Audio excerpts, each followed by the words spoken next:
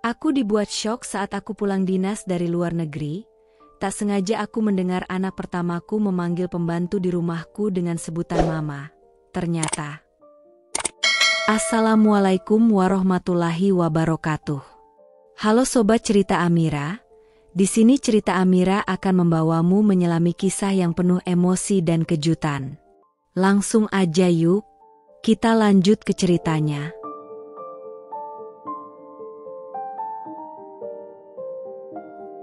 Namaku Kanaya.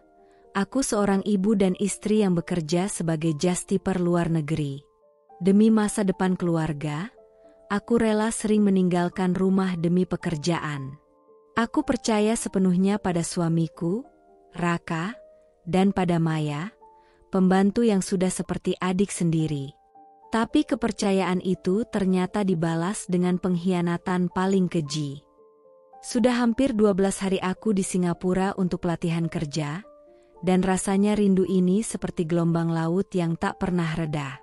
Setiap malam aku menelpon Raka, suamiku, dan Maya, anak perempuan kami yang baru berusia 7 tahun. Mereka tak pernah lupa menyemangati, setidaknya di awal keberangkatanku. Tapi di hari-hari terakhir, telepon itu sering tak dijawab. Chat dibalas singkat. Aku mencoba mengerti. Mungkin mereka sibuk. Mungkin Maya sedang banyak PR. Mungkin Raka kelelahan sepulang kerja. Jangan berpikir macam-macam, kataku pada diri sendiri sambil menatap pemandangan Marina Bay dari balik jendela hotel. Sebentar lagi pulang, semua akan kembali seperti semula. Hari kepulangan pun tiba. Aku membawa 2 koper. Satu untuk pakaianku, satu lagi berisi oleh-oleh. Aku sengaja membelikan jam tangan edisi terbatas untuk Raka, dan boneka Elsa berukuran besar yang Maya idamkan sejak lama. Di dalam benakku, aku membayangkan mereka berlari ke arahku, memelukku erat, dan berkata betapa mereka merindukanku. Tapi semua itu tak terjadi. Begitu taksi berhenti di depan rumah, aku tersenyum lebar sambil menenteng koper masuk ke dalam. Raka sedang duduk di ruang tamu, mengenakan kaos putih dan celana pendek, sambil menatap layar TV. Ia hanya menoleh sekilas. Tak ada senyum. Tak ada pelukan. Tak ada, "Selamat datang." "Hei, aku pulang," sapaku, mencoba terdengar ceria. "Nggak kangen, ya?" Dia hanya mengangguk. Sekilas. Datar. "Oh, udah pulang?" Aku terkesiap. Itu saja? Aku menaruh koper di sudut ruangan, berusaha tetap tersenyum. "Aku bawa jam tangan yang kamu suka, Rak. Yang kamu lihat waktu kita ke Changi Mall. Ingat nggak? Yang kamu bilang keren tapi nggak tega beli karena mahal. Nih." Aku keluarkan kotaknya dan memberikannya padanya. Dia menerimanya, membuka kotak itu perlahan. Sekilas matanya berbinar, tapi segera redup kembali. Ia menaruh jam itu di meja. "Thanks. Tapi nggak usah ngeluarin uang sebanyak itu, Laras. Jamku yang lama masih bagus," ujarnya tanpa menatapku. Aku terdiam. Hatiku mulai retak, sedikit demi sedikit. "Maya mana?" tanyaku, mencoba mengalihkan. "Di kamar. Lagi tidur." "Tidur? Jam segini?" Kulirik jam dinding. "Masih pukul 4 sore. Katanya capek. Baru pulang dari taman." Aku bergegas ke kamar Maya. Kupikir ia akan melompat kegirangan saat melihatku.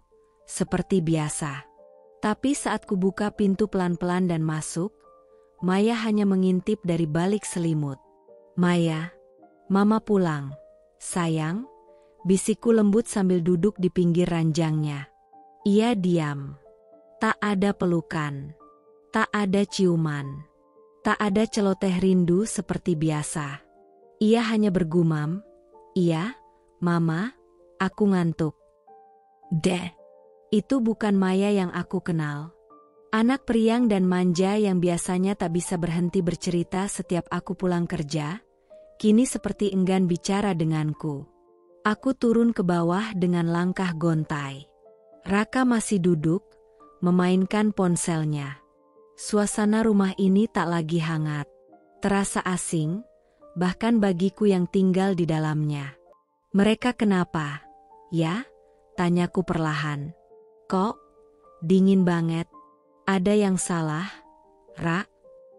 Dia mengangkat wajah, menatapku sejenak. "Tanyain ke diri kamu sendiri. Selama 2 minggu di luar negeri, pernah nggak kamu nanya kabar Maya lebih dari 1 menit? Pernah nggak kamu nanya aku capek atau enggak?" Aku tercekat. Aku fokus pelatihan. Aku pikir kalian ngerti. Ngerti? Laras, kamu ninggalin anakmu pas dia baru sembuh dari demam tinggi. Kamu bahkan gak tahu dia trauma karena jatuh di sekolah. Kamu gak ada di sini. Dan sekarang kamu pulang, bawa oleh-oleh seolah semuanya akan baik-baik aja. Aku terdiam. Dunia seperti runtuh di kepalaku. Aku bahkan tak tahu. Maya jatuh. Aku minta maaf. Raka tertawa kecil. Pahit. Maaf? Laras. Kamu pikir kamu ibu yang hebat hanya karena bisa cari uang dan bawa oleh-oleh? Kami butuh kamu. Bukan koper penuh barang. Tapi kamu gak ada. Aku terduduk di kursi, mataku mulai berkaca-kaca. Aku cuma ingin memberikan yang terbaik buat kalian. Raka bangkit. Ia berjalan ke arah tangga tanpa menoleh lagi.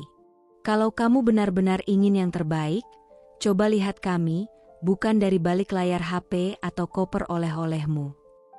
Aku duduk sendiri di ruang tamu, dengan koper yang kini terasa seperti beban dosa. Boneka Elsa yang kubawa untuk Maya masih tergeletak di lantai, tak tersentuh. Malam itu, aku menangis dalam diam. Untuk pertama kalinya, aku merasa seperti orang asing di rumahku sendiri.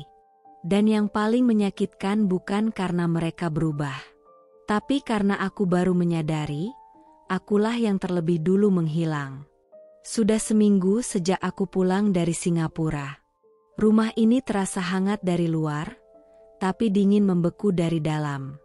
Dinding-dinding yang dulu menyimpan tawa kini bisu.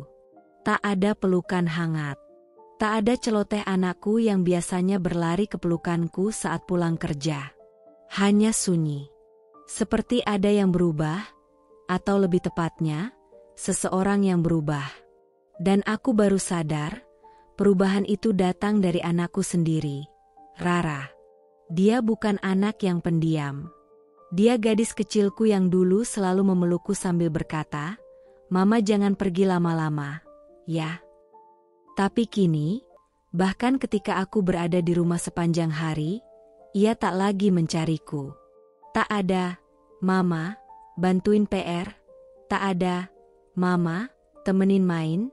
Bahkan saat aku dengan sengaja membuatkan sarapan kesukaannya, roti panggang bentuk kelinci yang dulu membuatnya tertawa terbahak-bahak, Rara hanya menatapnya sebentar, lalu berkata pelan, "Maya tadi udah bikin nasi goreng, aku kenyang." Maya. Namanya kembali disebut. Dan itu bukan pertama kalinya hari ini. Bahkan setiap hari sejak aku pulang, nama itu tak pernah absen dari bibir anakku sendiri. Aku menatapnya dari balik pintu kamar.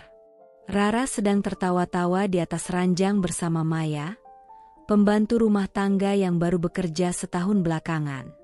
Maya memakaikan kuncir pita biru di rambut Rara, lalu memijat-mijat pundaknya sambil menyanyikan lagu anak-anak. Rara tertawa bahagia. Terlalu bahagia. Seolah aku tak pernah ada di hidupnya. "Sayang," aku mengetuk pintu pelan sambil menyembunyikan gelisah dalam suaraku, "Mama boleh masuk?" Rara menoleh. Ekspresinya tak bersalah, hanya kosong. Lalu ia memandang Maya sebelum mengangguk pelan. Aku duduk di tepi ranjang, mencoba tersenyum. Rara lagi main apa nih sama Mbak Maya? Cuma main rambut aja, Ma, jawabnya singkat. Ia tak memelukku, bahkan tak beringsut mendekat. Ia justru bergeser menjauhiku. Aku menelan ludah. Nanti malam mama temenin tidur. Ya? Udah lama kita nggak cerita-cerita sebelum tidur kayak dulu. Rara menunduk. Tangannya menggenggam tangan Maya. Lalu tanpa menatapku, ia berkata dengan suara lirih namun menusuk tajam. Mama Maya aja yang temani. Detik itu, waktu terasa berhenti. Aku tak tahu mana yang lebih menyakitkan, kata-katanya, atau cara ia mengatakannya. Datar, seperti tak merasa bersalah. Rara sayang, mama itu ibu kandungmu. Mama yang ngandung kamu, yang bangun tengah malam waktu kamu demam, yang ngantar kamu pertama kali sekolah. Tapi mama pergi. Lama. Waktu aku sakit, mama nggak ada, ucap Rara cepat. Matanya berkaca-kaca. Mbak Maya yang jagain aku. Mbak Maya yang peluk aku tiap aku mimpi buruk. Jantungku seperti diremas. Aku mencoba meraih tangannya. Tapi ia menghindar. Anakku, menghindari sentuhanku. Maya tampak kikuk. Ia menunduk dan memeluk Rara pelan. Rara, ngomongnya pelan, ya. Mama capek habis kerja.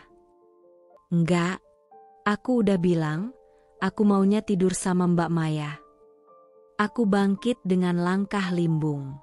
Kutinggalkan kamar itu dengan dada yang terasa kosong, lebih kosong dari koper-koper yang kutenteng pulang dari luar negeri. Aku berjalan ke dapur. Duduk sendirian. Pandanganku kabur oleh air mata yang tak bisa kubendung lagi. Bayangan masa-masa ketika Rara kecil memanggilku, Mama Aa, dengan suara riang berkelebat di kepala. Dulu, ia tak bisa tidur tanpa mendengar dongengku. Dulu, ia tak mau makan kecuali disuapi oleh tanganku. Sekarang aku hanyalah penonton dalam rumahku sendiri. Maya, pembantu yang seharusnya membantu pekerjaan rumah, kini telah menggantikan posisiku sebagai ibu di hati anakku. Tiba-tiba pintu dapur terbuka. Raka berdiri di ambang pintu dengan ekspresi datar. Kamu jangan nyalahin Rara, ucapnya tanpa basa-basi. Kamu yang ninggalin. 2 minggu itu cukup buat anak sekecil dia merasa ditinggal. Dan Maya ada di situ. Jadi aku yang salah? Aku pergi buat kerja, buat masa depan kita semua. Tapi kamu lupa, yang mereka butuhkan bukan uang, tapi kehadiran. Kamu terlalu sibuk membuktikan diri di luar, sampai lupa siapa yang kamu tinggalkan di dalam. Air mataku jatuh. Aku ingin marah, ingin membela diri, tapi tak ada yang bisa kubantah. Karena diam-diam, jauh di lubuk hati, aku tahu, semua ini mungkin memang salahku. Malam itu hujan turun pelan-pelan. Rintik-rintiknya menari di jendela seperti bisikan yang ingin memperingatkanku bahwa malam ini tidak akan biasa. Tapi saat itu aku tak mengerti. Aku hanya merasa gelisah. Entah kenapa. Raka sudah tidur. Katanya kelelahan setelah lembur di kamar kerja. Rara juga sudah lelap di kamar bersama Maya. Dan aku hanya bisa menatap langit-langit kamar dengan mata terbuka. Ada sesuatu yang tak bisa kutunjuk, tapi perasaanku tak enak. Sejak kapan aku merasa asing di rumah ini? Sejak kapan langkah kaki anakku menjauh dan tangan suamiku menjadi dingin? Aku bangkit. Entah kenapa kakiku bergerak sendiri menuju kamar kerja Raka di ujung lorong. Ruangan itu jarang sekali kumasuki sejak beberapa bulan terakhir. Ia bilang, itu ruanganku untuk fokus, dan aku menghormatinya. Tapi malam ini, aku tak ingin menghormati lagi. Aku ingin tahu. Aku harus tahu. Kuketikkan kode kunci digital pintunya. Untungnya belum diganti. Pintu terbuka perlahan, dan aroma kopi dingin serta parfum pria menyambutku. Lampu ruangan masih menyala redup. Meja penuh dengan tumpukan kertas, laptop, dan cangkir setengah isi. Aku melangkah masuk, memperhatikan sekeliling. Tak ada yang aneh, sampai pandanganku jatuh pada laci kecil di sisi kiri meja. Aku ragu sejenak, tapi rasa penasaran mengalahkan semuanya. Perlahan, ku tarik laci itu. Dan di sanalah ia, sebuah lipstik. Warnanya mencolok. Merah muda terang. Warna yang terlalu berani untukku. Warna yang bukan aku. Aku mematung. Jemariku bergetar saat memungutnya. Kenapa ada lipstik di kamar kerjanya? Siapa pemiliknya? Kenapa disimpan di laci paling pribadi? Aku menahan napas, mencoba menyangkal, mencoba menyusun logika. Tapi semuanya runtuh saat ku dekatkan lipstik itu ke hidungku. Harumnya manis, terlalu asing. Langkah kaki terdengar di belakangku. Apa yang kamu lakukan di sini? Suara Raka terdengar pelan tapi tajam seperti sembilu. Aku berbalik. Ia berdiri di ambang pintu, hanya mengenakan kaos tipis dan celana tidur. Matanya menatap tajam ke arah tanganku. Aku cuma nemuin ini, jawabku sambil menunjukkan lipstik itu. Suaraku bergetar. Ini bukan punyaku, Ra. Ia menatap benda itu, lalu matanya kembali padaku. Itu lipstik kamu. Mungkin tertinggal waktu kamu mau pergi ke Singapura. Jawabnya datar. Aku menggeleng. Aku nggak pernah punya lipstik warna ini. Kamu tahu itu. Aku benci warna mencolok. Laras, kamu capek, ya? Terlalu banyak mikir. Bisa jadi itu milikmu yang udah lama dan kamu lupa. Aku tertawa kecil. Pahit. Aku pelupa, iya. Tapi aku nggak buta, Rak. Aku tahu barangku. Aku tahu wangi bibirku sendiri. Ia menghela napas keras, lalu mengalihkan pandangan. Kamu terlalu drama. Drama? Suaraku meninggi. Aku cuma nanya satu hal, dan kamu langsung menuduh aku drama. Dia melangkah masuk, mengambil lipstik dari tanganku lalu meletakkannya kembali ke laci, menutupnya cepat seolah menyembunyikan bangkai. Sudah, Laras. Jangan bikin masalah dari hal kecil. Aku mundur selangkah. Mataku mulai panas. Hal kecil? Menemukan barang perempuan lain di laci kamar kerja suamiku itu hal kecil? Kalau ini bukan punyaku, lalu milik siapa? Dia menatapku tajam, bibirnya mengepal. Sudahlah, Laras. Aku capek. Aku nggak mau bahas ini malam-malam. Atau kamu takut karena aku mulai tahu, mulai sadar, kalau ada yang kamu sembunyikan? Berhenti. Kamu selalu merasa paling benar. Suaranya meledak. Kamu pergi seenaknya, ninggalin kami di rumah. Sekarang kamu balik dan mulai main hakim. Kamu pikir kamu siapa? Aku terdiam. Kata-kata itu seperti petir. Kamu pikir kamu siapa? Aku istrinya. Aku ibu dari anaknya. Tapi kini, aku bahkan dipertanyakan keberadaanku sendiri. Ia berjalan ke pintu, lalu menatapku dengan sorot tajam yang belum pernah kulihat sebelumnya. Kalau kamu masih percaya sama aku, simpan lipstik itu. Anggap aja itu milik masa lalu. Tapi kalau kamu mau ribut soal hal sepele, aku nggak tahu. Laras, mungkin kamu harus periksa dirimu sendiri. Dan ia pergi, meninggalkan aku berdiri sendiri di ruangan itu. Dengan dada sesak, dengan tangan masih menggenggam sisa kepercayaan yang makin hancur. Aku menatap kembali laci itu. Lipstik merah muda, warna asing. Tapi kini jadi tanda yang sangat jelas bahwa aku tak lagi satu-satunya perempuan dalam hidup suamiku. Sejak kutemukan lipstik merah muda itu, pikiranku tak pernah benar-benar tenang. Aku mencoba hidup seperti biasa, membuat sarapan, mengantar Rara ke sekolah, membereskan rumah, tapi setiap langkahku terasa seperti berjalan di atas ranjau. Sekali salah pijak, semuanya bisa meledak.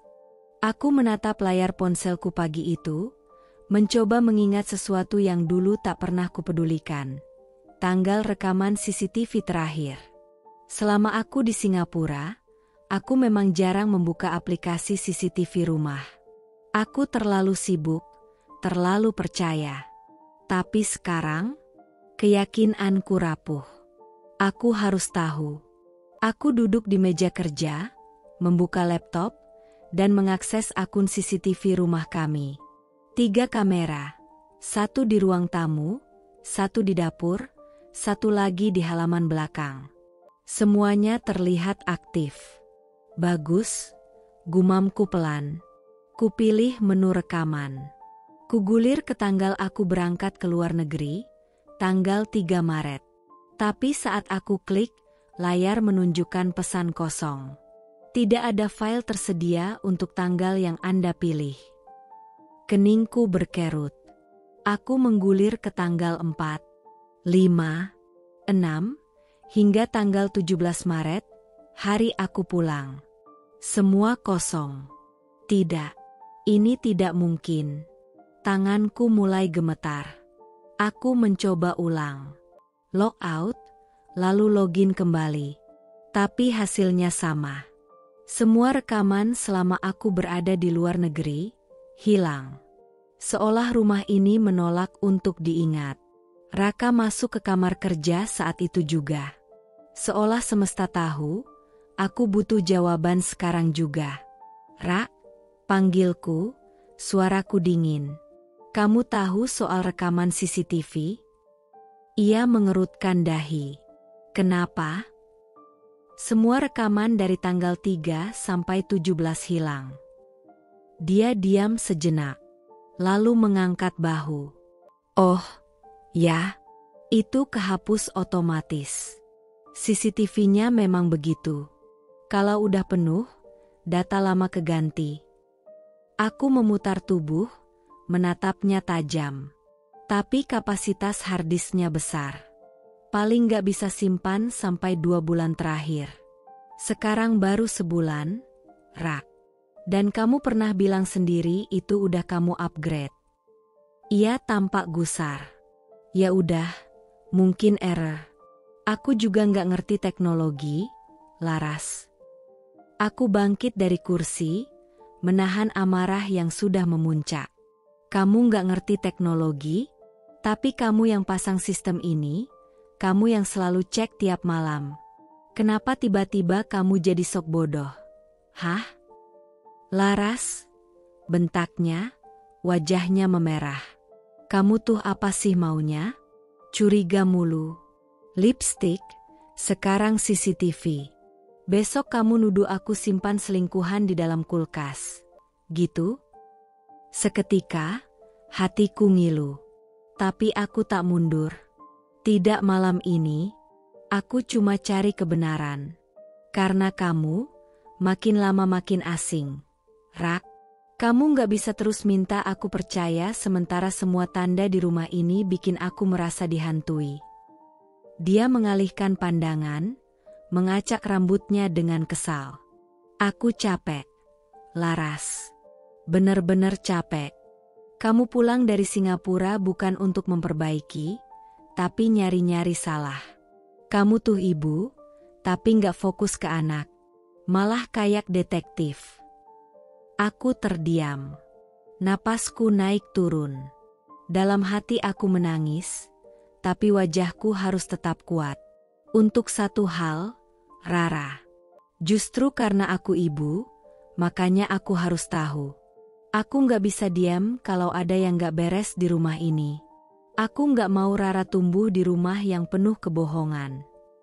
Ia mendengus. Lakukan sesukamu. Tapi jangan ganggu Maya. Dia kerja di sini, bantu aku dan Rara waktu kamu sibuk ke luar negeri. Jangan bawa-bawa dia. Aku memicingkan mata. Nama itu lagi? Maya. Kenapa kamu selalu melindungi dia? Rak? Ia diam. Diam yang terlalu panjang. Terlalu bising di telinga. Aku melangkah pelan ke pintu. Lalu menoleh, suara lirih tapi menusuk. Kamu bisa hilangkan rekaman, Rak. Tapi kamu gak bisa hilangkan perasaanku. Perasaan bahwa ada sesuatu yang kamu tutupi. Dan cepat atau lambat, semuanya akan terbuka. Kupeluk tubuhku sendiri malam itu. Di dalam kamar. Sendiri. Sambil menatap monitor kosong yang tak memberi jawaban, hanya makin banyak pertanyaan. Dan di luar sana, Maya tertawa kecil sambil menyuapi Rara makan malam. Sabtu pagi itu, langit cerah tanpa awan. Udara sejuk dan matahari belum terlalu terik. Aku memutuskan mengajak Rara ke taman dekat kompleks. Mungkin, dengan menghabiskan waktu lebih banyak berdua, ada kesempatan untuk merekatkan kembali hubungan kami yang terasa renggang dan jauh. Rara hanya mengangguk saat kusodorkan topi dan botol air minumnya. Tak ada senyum, tak ada semangat, tapi setidaknya ia tak menolak. Itu sudah cukup bagiku untuk hari ini. Taman kompleks belum terlalu ramai. Beberapa anak kecil berlarian, para ibu duduk di bangku batu, berbincang sambil mengawasi anak-anak mereka. Rara langsung berlari kecil ke arah ayunan tanpa menoleh. Aku mengikuti dari kejauhan, duduk di bangku panjang yang menghadap langsung ke tempat bermain. Hatiku masih lelah.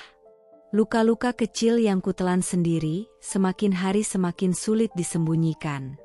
Tapi di depan Rara, aku tetap berusaha jadi ibu yang ceria, seolah tak terjadi apa-apa. Demi dia, aku belajar menelan kecurigaan. Sampai sebuah suara dari samping membuyarkan pikiranku. Mbak Laras, ya? Sapa seorang perempuan dengan senyum lebar. Ia mengenakan kaos olahraga dan topi hitam. Aku menoleh dan tersenyum sopan. Iya, Bu Yanti kan? Tetangga Blok B. Ia mengangguk, lalu duduk di sampingku tanpa diminta. Wah, akhirnya bisa ketemu juga. Saya sering lihat Mbak Laras, tapi kayaknya kemarin-kemarin gak ada, ya? Aku mengangguk pelan. Iya, saya sempat keluar negeri 2 minggu. Oh, pantes. Tapi anak sama suami tetap sering main ke taman. Bahkan yaitu, si Mas Raka tuh rajin banget nganter Rara. Aku tersenyum tipis, menahan rasa bangga kecil. Iya, dia memang dekat banget sama anak. Tapi bukan cuma itu sih, ujar Bu Yanti pelan, mencondongkan tubuhnya sedikit lebih dekat ke arahku. Suaranya menurun, seperti menyampaikan rahasia. Waktu itu saya sempat lihat mereka sering ke taman. Mas Raka sama pembantu barunya, yang siapa ya namanya? Maya? Hatiku mencelos seketika. Dadaku menegang, tapi aku mencoba tetap tenang. Oh ya, Maya. Bu Yanti tersenyum samar, tapi sorot matanya tajam penuh makna. Saya kira awalnya itu adik ipar Mas Raka. Soalnya ya ampun, mereka dekat banget. Jalan berdampingan, sering ketawa-ketawa, kadang Maya ngelap keringatnya Mas Raka pakai tisu. Loh, saya sampai mikir, wah harmonis banget. Nih taunya bukan istrinya. Suara tawa Bu Yanti menggema. Tapi di telingaku, itu terdengar seperti dentuman. Aku menunduk. Nafasku tercekat. Tanganku mengepal di atas rok panjang yang kupakai, menahan gemetar. Kepalaku ingin menyangkal, hatiku ingin menjerit. Tapi wajahku tetap datar. Oh, mungkin mereka cuma akrab karena sering bareng Rara. Jawabku pelan, mencoba menyelamatkan harga diri yang baru saja dijatuhkan di tengah taman. Iya mungkin. Tapi ya saya bilang aja, Mbak, soalnya kan saya pikir itu adik ipar. Kalau saya tahu ternyata pembantu, ya, jujur aja agak kaget. Aku mengangguk kaku. Makasih, Bu, infonya. Ia lalu pamit, dengan senyum yang masih menggantung seperti sisa hujan yang tak kunjung turun. Sementara aku seperti ditampar pelan di depan umum. Tidak ada darah, tidak ada suara, tapi lukanya membekas sampai ke tulang. Mataku mencari Rara. Ia masih tertawa di ayunan, Maya berdiri tak jauh darinya. Sesekali ikut tertawa. Mata mereka bertemu, lalu Maya melambai padaku. Senyumnya lembut, manis, tulus, atau pura-pura. Aku membalas dengan anggukan kecil. Tapi dada ini penuh tanda tanya. Maya, perempuan yang kusebut pembantu, kini menjadi pusat segala yang ganjil. Dari kedekatan dengan anakku, rekaman CCTV yang menghilang, hingga keberadaan lipstik di kamar suamiku. Kupandangi lagi Maya yang kini duduk di bangku taman sambil mengusap peluh Rara. Dari jauh, pemandangan itu terlihat seperti ibu dan anak. Bukan aku, tapi dia. Aku menggigit bibirku, menahan amarah dan sedih yang saling menindih. Aku ingin bangkit, ingin bertanya langsung, ingin menyeret Maya dan Raka dan memaksa mereka berkata jujur.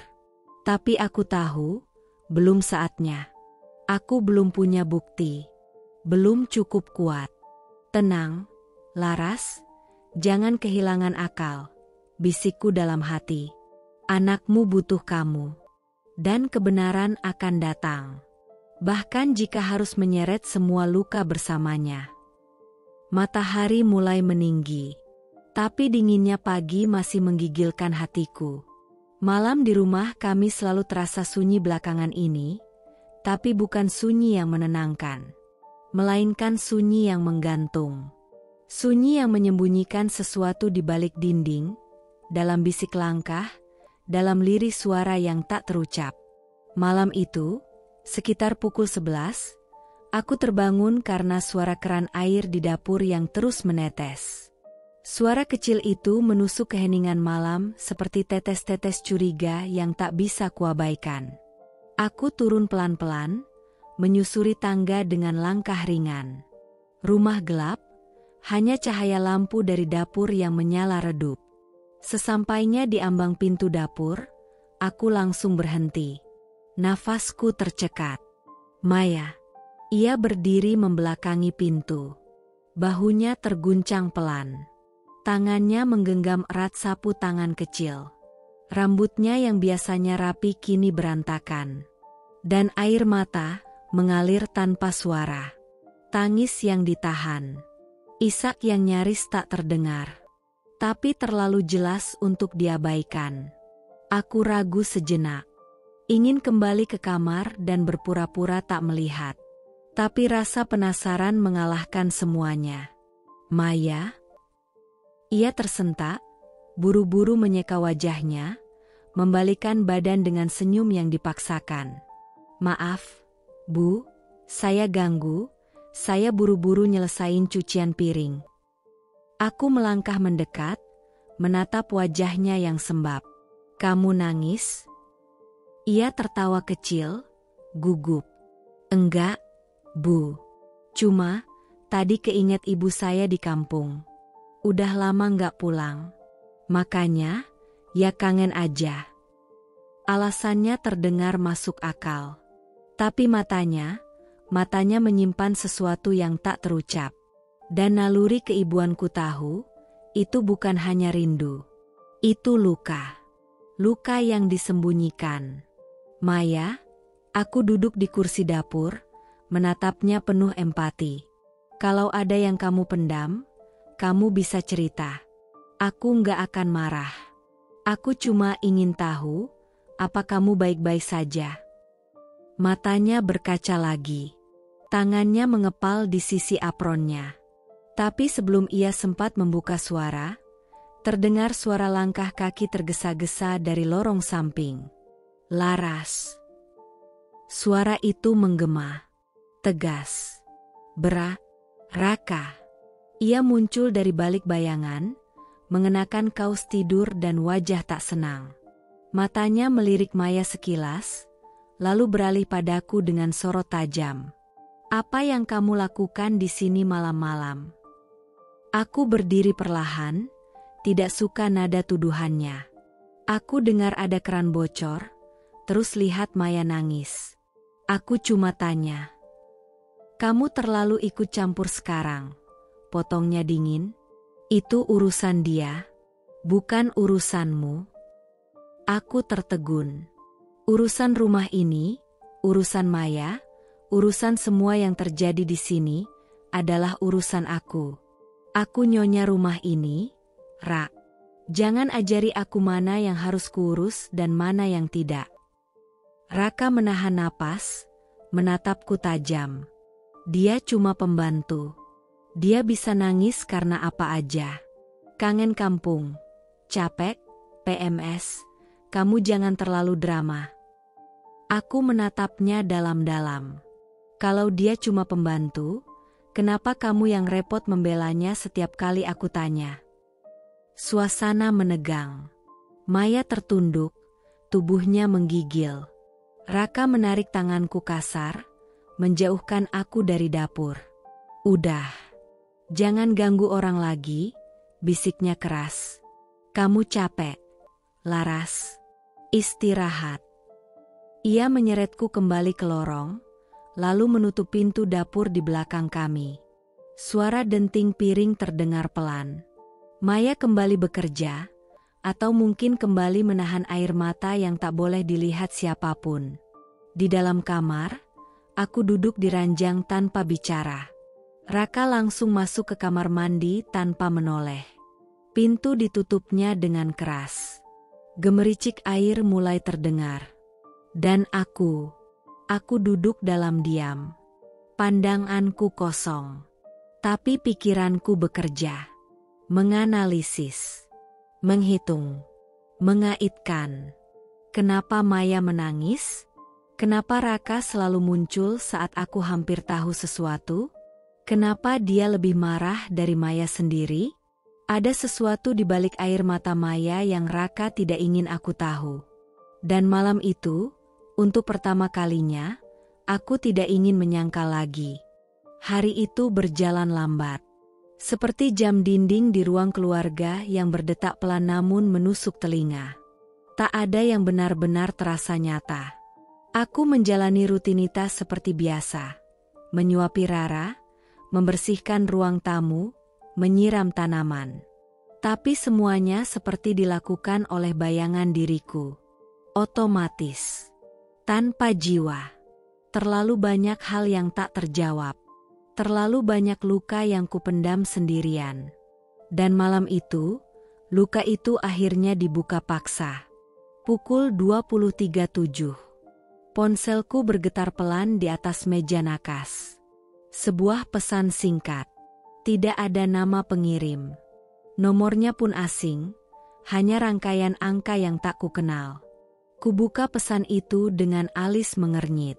Ibumu di rumah sedang diselingkuhi suamimu sendiri. Periksa DNA anak yang dikandung Maya. Dunia runtuh. Seketika, udara menghilang dari kamar.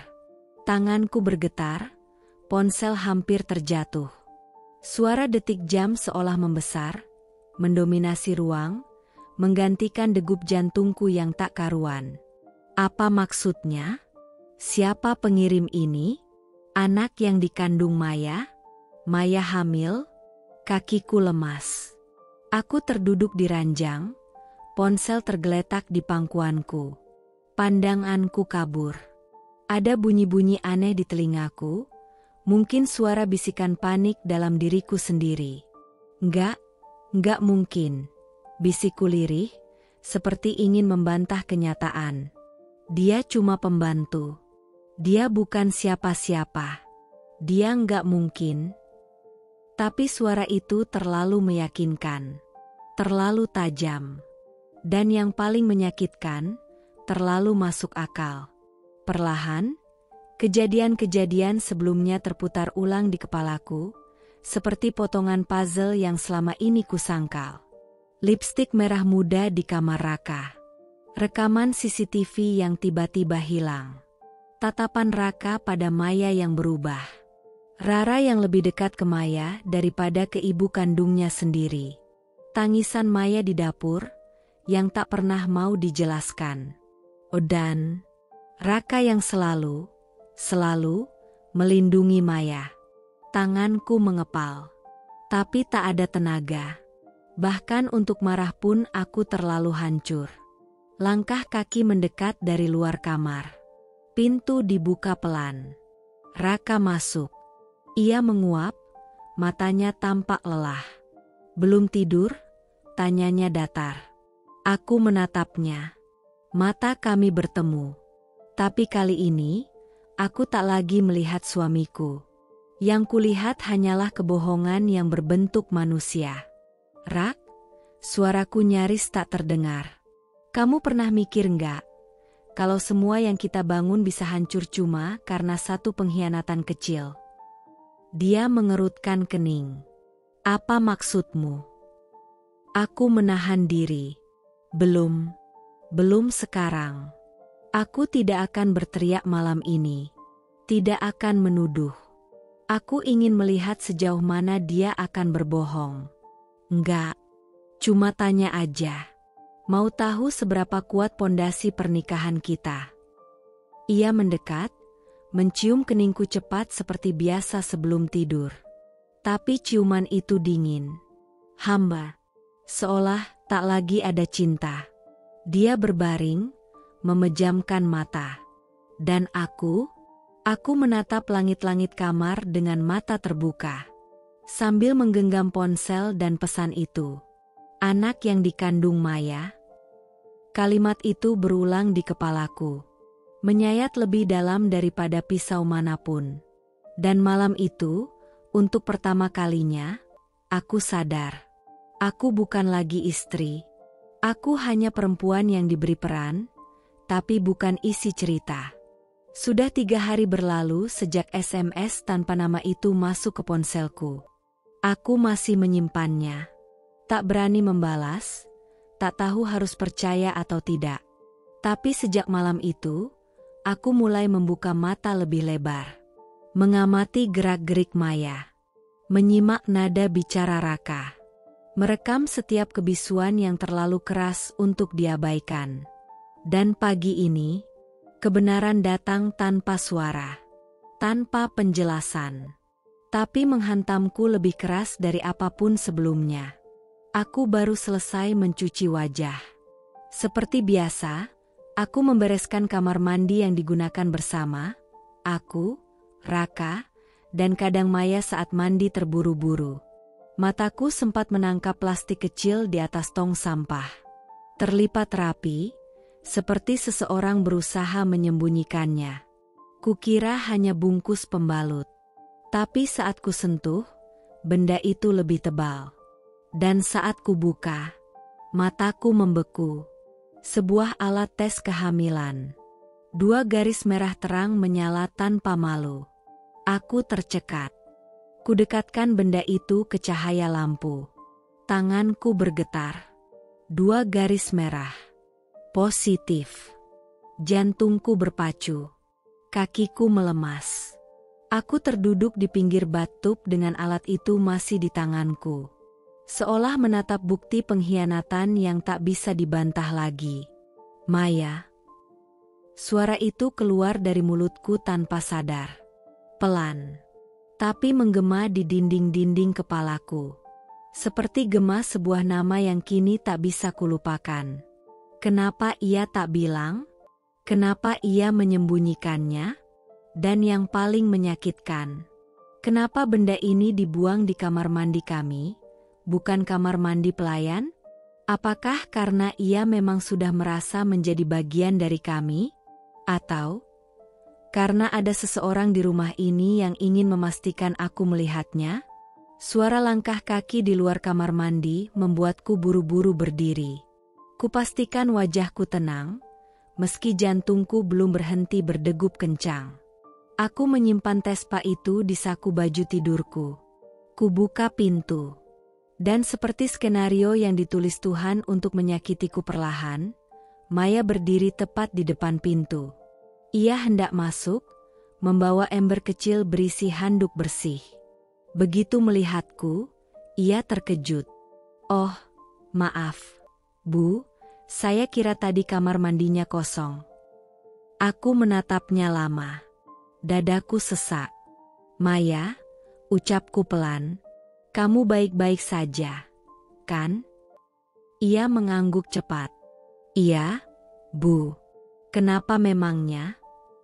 Aku tersenyum kecil, kaku. "Cuma tanya." Ia menunduk, lalu berjalan melewatiku masuk ke kamar mandi. Saat aku menjauh, aku mendengar suara napasnya, berat dan gugup. Tapi ia tak mengatakan apapun. Sama sekali.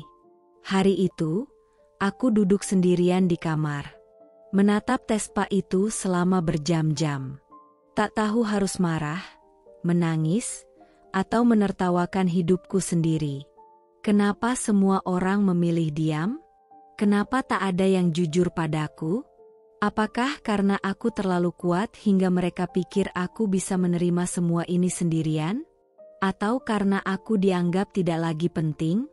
Malam harinya, saat Raka masuk ke kamar dan berpura-pura seperti biasa, bertanya soal makan malam, soal pekerjaan kantor, aku hanya memandang wajahnya dalam diam. Wajah yang dulu kuhafal dengan cinta. Kini kuhafal karena luka. Aku belum menunjukkan Tespa itu. Belum. Aku belum siap melihat sejauh mana ia mampu berbohong di depan wajahku sendiri. Tapi yang ku tahu, sejak hari ini, perang dalam diriku sudah dimulai. Aku menyimpan Tespa itu selama 2 hari. Menyimpannya seperti menyimpan bom waktu di dalam lemari pakaianku. Setiap kali membuka lemari, mataku selalu jatuh pada kantong kecil tempat benda itu kuselipkan. 2 garis merah. 2 garis yang menghancurkan segala logika. Segala keyakinan. Dan malam ini, aku tak ingin menyimpannya lagi. Aku tak ingin pura-pura tidak tahu. Sudah terlalu banyak yang kubiarkan tumbuh menjadi luka. Sudah terlalu lama aku berpura-pura kuat hanya demi menjaga keluarga yang ternyata sudah runtuh sejak lama. Aku ingin tahu. Aku harus tahu. Raka baru saja keluar dari kamar mandi. Rambutnya masih basah. Ia menguap sambil membuka laptop, duduk di ujung ranjang seolah dunia tak terjadi apa-apa. Aku menatapnya dari seberang tempat tidur. "Rak." Ia menoleh. "HM. Duduk yang benar. Aku mau bicara."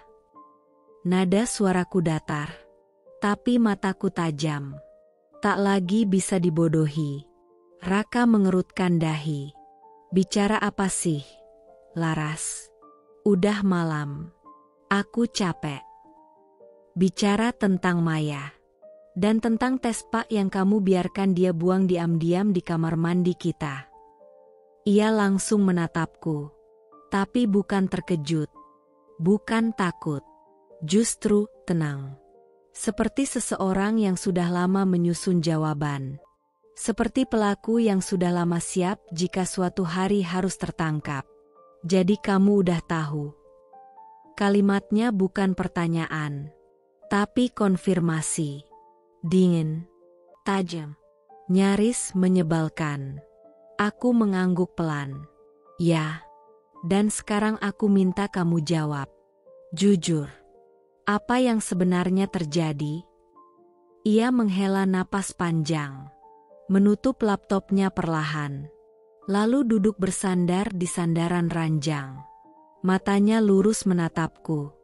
Dan kalimat berikutnya keluar begitu saja. Tanpa beban, tanpa rasa bersalah sedikit pun. "Aku dan Maya sudah 3 tahun saling sayang. Dan sekarang dia hamil. Aku akan menikahinya." Dunia berhenti. Kepalaku berdengung. Mataku terbuka tapi seakan tak melihat apa-apa.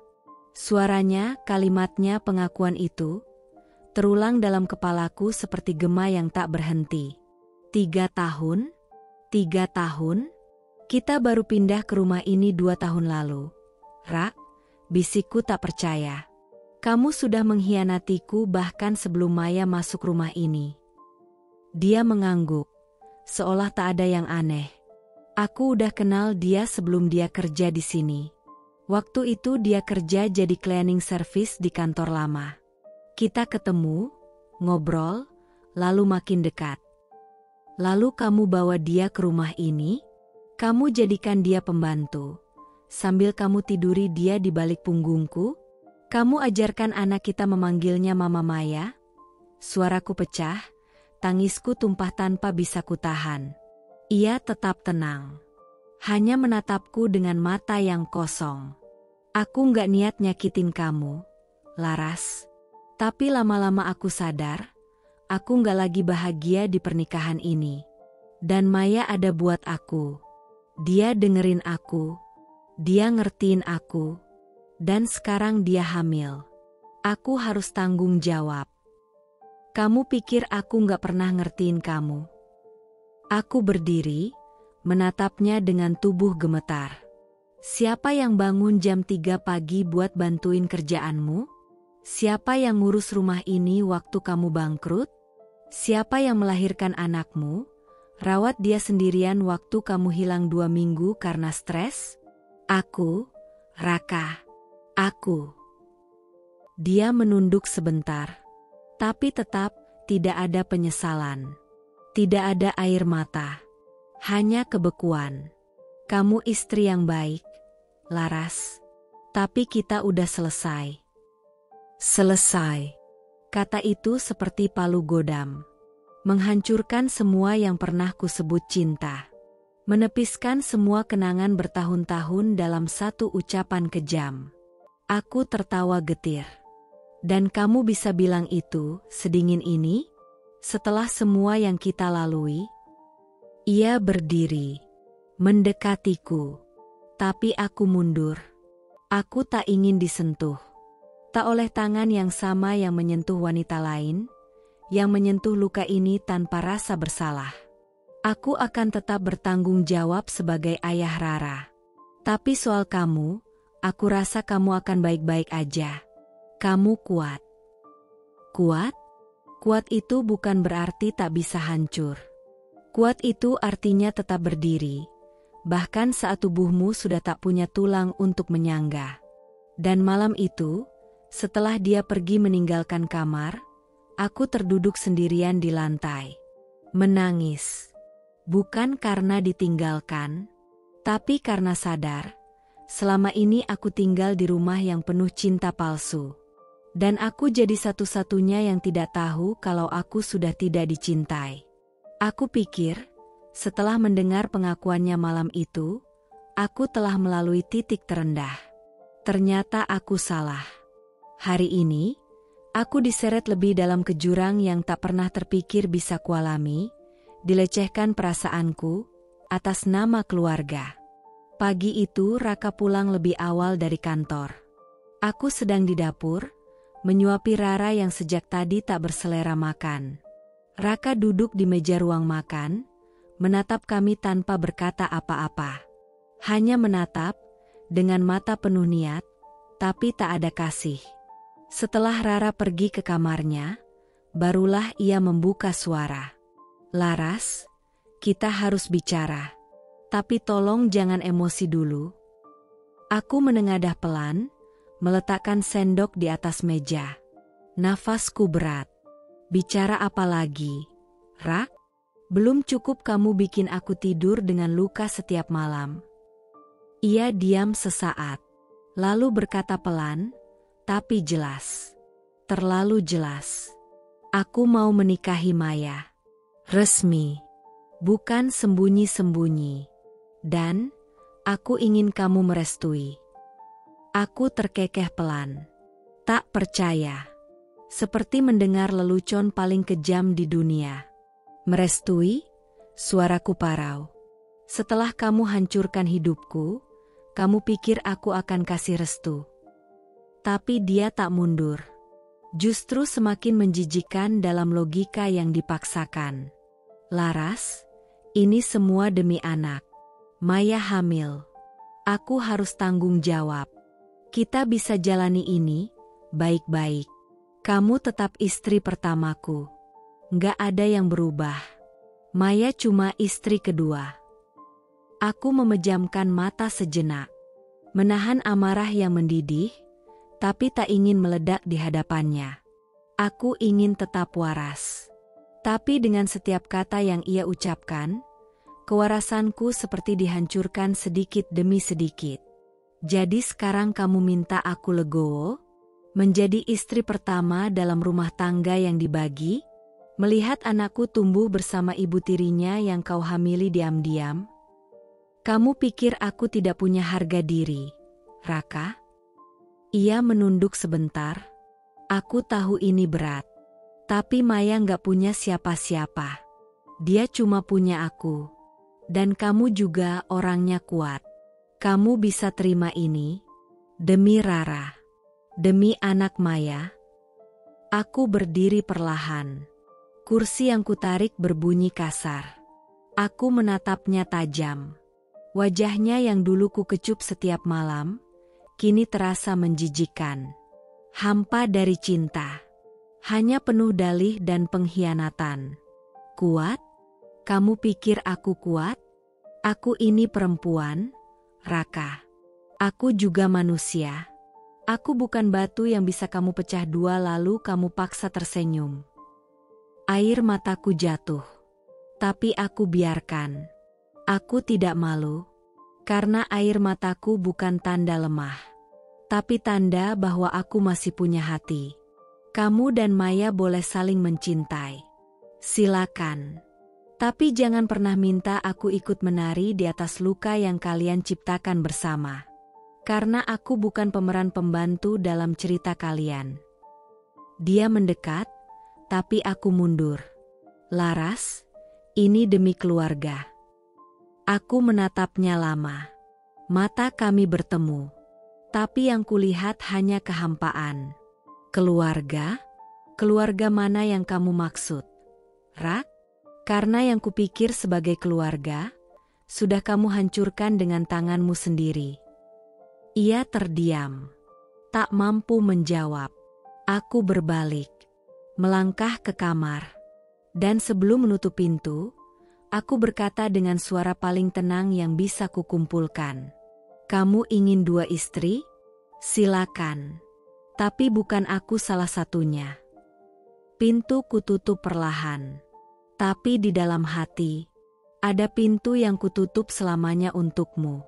Aku pikir, setelah mendengar pengakuannya malam itu, pengakuan tentang perselingkuhannya dengan Maya selama 3 tahun, aku telah menyentuh dasar dari kehancuran. Kupikir aku sudah sampai di titik terendah. Bahwa tidak ada lagi rasa sakit yang bisa melampaui malam itu. Ternyata aku salah.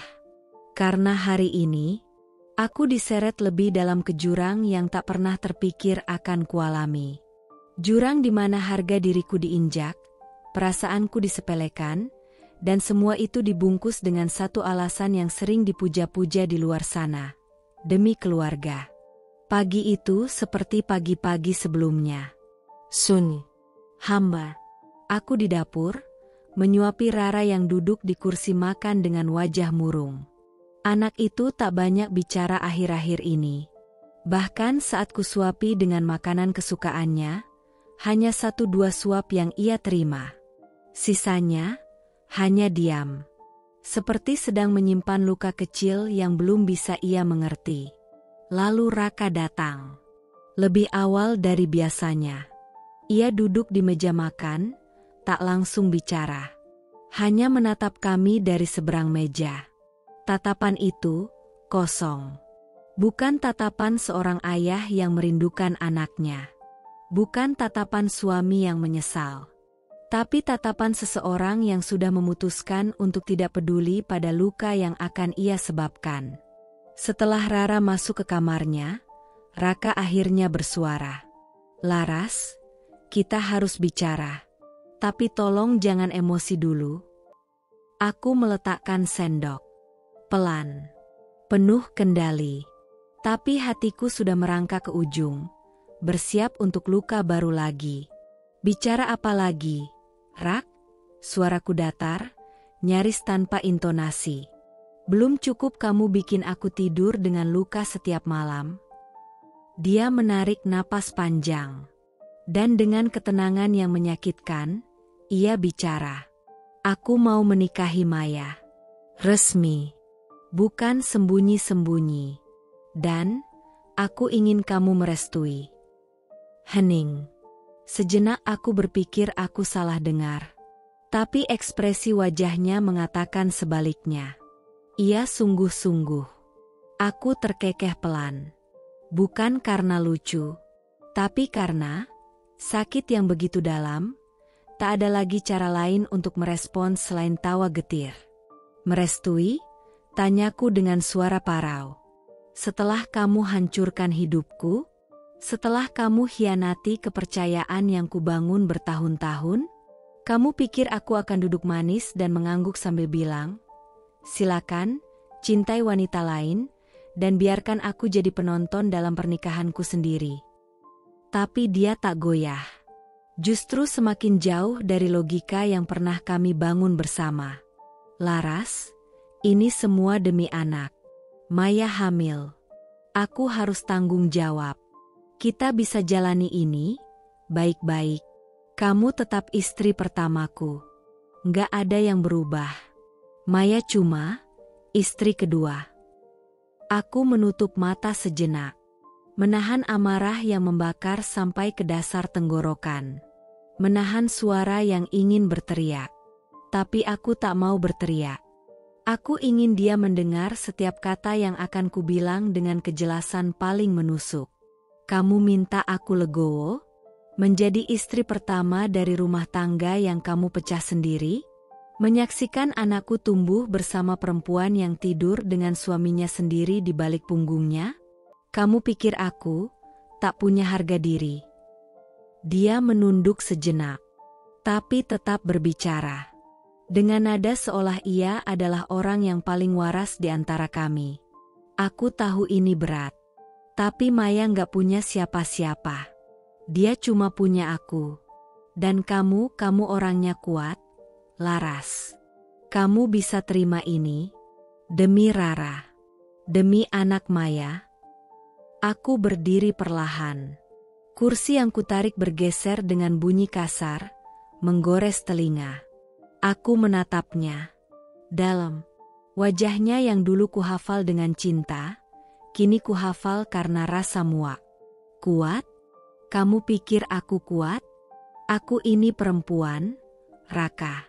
Aku bukan batu yang bisa kamu belah dua lalu kamu paksa tersenyum. Aku bukan karang yang bisa terus dipukul ombak tanpa hancur. Aku manusia. Aku punya batas. Dan kamu sudah melewatinya. Air mataku jatuh. Tapi kali ini, aku tak malu. Karena air mataku bukan kelemahan, ia adalah bukti bahwa aku masih bisa merasa, meski kau sudah mati rasa. Kamu dan Maya boleh saling mencintai. Silakan. Tapi jangan pernah minta aku ikut menari di atas luka yang kalian ciptakan bersama.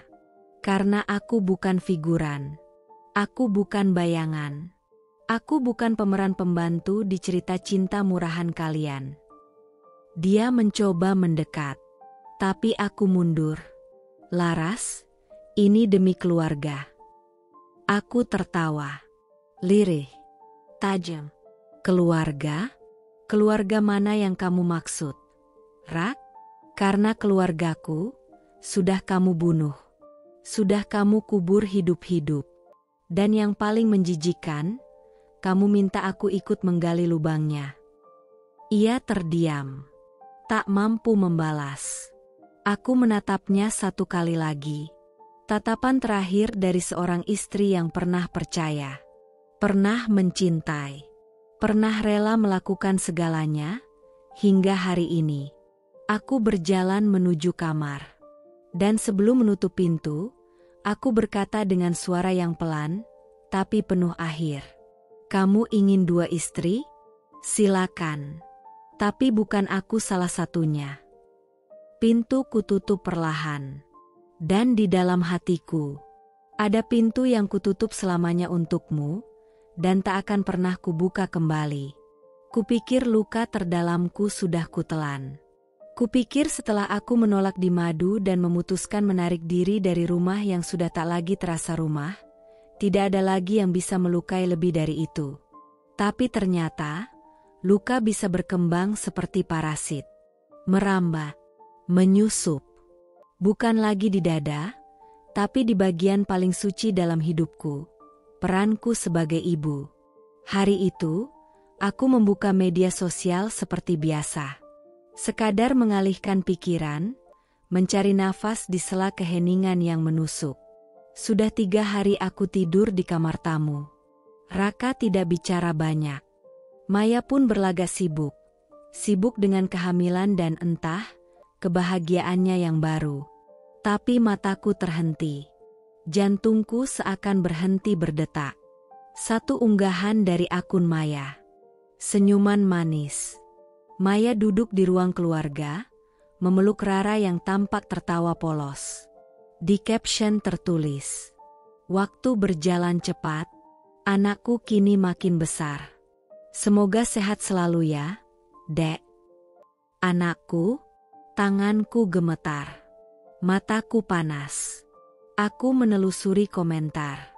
Dan yang kulihat, justru luka yang lebih dalam daripada semua penghinaan yang pernah kudapat. Masya Allah, mirip banget ya sama istri barunya Mas Raka. Wah, anak tiri yang benar-benar kayak anak kandung. Pasangan yang serasi. Anak kalian cantik banget. Anak kalian? Aku tercekat. Aku yang mengandungnya 9 bulan. Aku yang muntah pagi-pagi. Aku yang kontraksi hampir 2 hari. Aku yang berdarah-darah di meja operasi demi menyelamatkan nyawanya. Aku yang menyusui saat Raka memilih pergi keluar kota karena terlalu stres. Aku yang bergadang tiap malam. Aku yang mengantar ke sekolah. Aku yang menyeka air matanya saat dia jatuh pertama kali. Dan sekarang, hanya karena satu foto. Seseorang yang bahkan tak tahu rasa asih Rara, berani menyebut dirinya Ibu. Air mataku tumpah. Tak bisa ditahan. Dadaku sesak. Pikiranku kabur. Seisi dunia seolah mengejekku. Aku membuka galeri di ponselku. Menelusuri semua foto-foto masa kecil Rara. Waktu ia belum bisa bicara. Waktu ia hanya bisa menyebut, "Mama," dengan suara cadel. Foto saat ulang tahun pertamanya. Foto saat ia demam tinggi, terkulai di pelukanku. Dan kini orang lain mengklaimnya. Mengambilnya. Perlahan. Tapi pasti. Aku ingin bicara. Ingin marah. Ingin menghapus semua. Tapi aku tahu. Bahkan suamiku sendiri tak akan membelaku. Dan malam itu, aku hanya bisa menangis. Menangis dalam diam. Sambil memeluk bantal di kamar yang makin terasa seperti kamar tamu sungguhan. Menangis bukan karena Maya memanggil Rara, anaknya.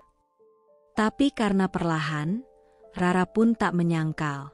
Ia kini lebih sering memanggil Maya, minta tolong padanya, mencarinya saat pulang sekolah. Aku masih ibunya. Tapi aku tak lagi menjadi pusat dunianya. Dan itu lebih menyakitkan daripada pengkhianatan apapun. Hari itu hujan turun sejak pagi.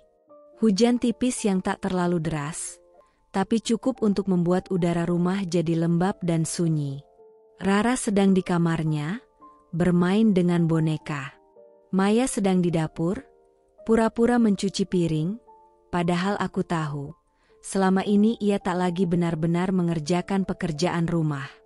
Dan aku duduk di ruang tamu, menghitung napas, menjaga sisa-sisa kesabaran yang kupunya. Tiba-tiba terdengar suara bel. 3 kali, cepat dan keras. Seperti ketukan yang tidak sabar dan tidak sopan. Aku berjalan ke pintu, membukanya perlahan. Dan di hadapanku berdiri seorang perempuan paruh baya. Wajahnya dingin. Berkacamata gelap meski langit mendung. Lengannya terlipat angkuh. Di belakangnya, Raka berdiri sambil tersenyum kaku. "Ini Bu Sumiati," ujar Raka datar. "Ibu kandung Maya." Aku diam. Tak menjawab. Lalu mempersilakan mereka masuk, meski jiwaku memberontak. Begitu duduk, perempuan itu langsung bicara tanpa basa-basi, tanpa sopan santun. "Akhirnya saya bisa datang juga ke rumah ini. Bagus ya rumahnya. Luas. Bersih. Cocok buat anak saya." Aku menoleh. Menatap wajahnya tajam. "Maksud ibu?" Dia menoleh padaku, senyum miring di wajahnya. Lalu dengan suara pelan tapi menghunjam, ia berkata, "Anak saya sudah cukup hidup jadi pembantu. Sekarang saatnya dia jadi nyonya rumah." Dadaku serasa dihantam palu. Aku menoleh ke Raka. Mencari tatapan pembelaan, penolakan, bantahan, apapun. Tapi dia hanya menunduk. Diam. "Jadi, ini semua memang direncanakan?" tanyaku, suaraku pelan tapi penuh gemetar. "Kamu datang ke rumah ini bukan untuk bekerja, tapi untuk mengambil alih." Maya muncul dari arah dapur. Wajahnya datar. Ia berdiri di belakang ibunya, tak berkata sepatah pun. "Kami orang kecil, Bu Laras," lanjut ibunya sambil tersenyum sinis. "Tapi bukan berarti kami harus terus diinjak. Maya kerja di rumah ibu, tapi anak saya cantik, pintar, dan sabar. Dan dia dicintai Mas Raka. Apa salahnya kalau dia sekarang dapat hidup yang layak?" Hidup yang layak? Rumahku? Suamiku? Anakku? Mereka menyebut itu hidup yang layak? Aku berdiri. Tak bisa lagi duduk tenang. Rumah ini dibangun dari kerja kerasku dan Raka. Bukan cuma uang, tapi juga air mata, malam-malam tanpa tidur, saat kami bangkrut, saat aku harus menjual cincin kawinku agar Rara tetap bisa sekolah. Mataku panas, tapi suaraku tetap tajam. Dan sekarang kalian datang, mengklaim semua ini, seolah anak kalian sedang menjemput takdir, bukan mencuri, seolah ini hak, bukan kejahatan. Ibunya tertawa pelan. "Sudahlah, Bu. Terlalu banyak wanita pintar tapi akhirnya ditinggal. Jangan terlalu merasa jadi korban. Maya nggak mencuri, Mas Raka yang datang ke Maya. Kalau suami ibu mencintai istri sahnya, nggak akan lari ke pembantu." Petir dalam dadaku menyambar. "Dan kamu diam saja, Raka?" Suaraku nyaris serak. "Diam? Saat harga diriku diinjak seperti ini." Raka menatapku, akhirnya bicara. "Ibu Maya tidak salah, Laras. Ini kenyataan. Maya sekarang bagian dari hidupku." Aku tertawa lirih. Air mata jatuh, tapi aku tak mengusapnya. "Baik. Sekarang aku tahu. Ternyata aku bukan kehilangan karena nasib, tapi karena kalian memang merancang kehilanganku." Aku melangkah ke arah tangga, lalu menoleh 1 kali lagi. "Kalian ingin rumah ini? Ambil. Tapi kalian akan kehilangan sesuatu yang tak bisa kalian beli. Harga diri. Dan aku tidak akan tinggal diam." Malam itu, setelah Ibu Maya pulang dengan langkah kemenangan dan mata penuh kesombongan, aku tak langsung masuk ke kamar. Aku duduk sendirian di teras, menatap langit yang gelap, padahal di dalam dadaku lebih gelap lagi. Kupeluk diriku sendiri. Dingin. Sepi. Luka ini makin terasa menyesakan karena tak ada siapapun yang bisa kuajak bicara.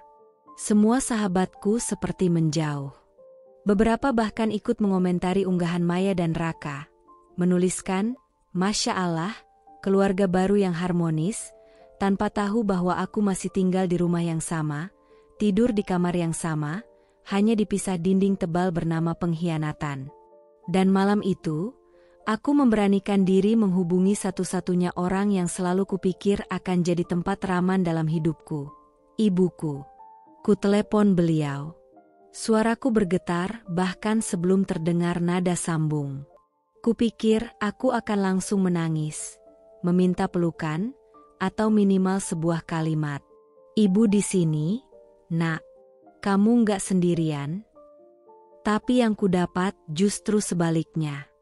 Setelah aku menceritakan semuanya, dari awal hingga akhir, tentang perselingkuhan Raka, kehamilan Maya, Ibu Maya yang menghina di rumahku sendiri, ibuku hanya diam sesaat, lalu berkata, "Ya sudah, memang kamu juga salah, Kanaya."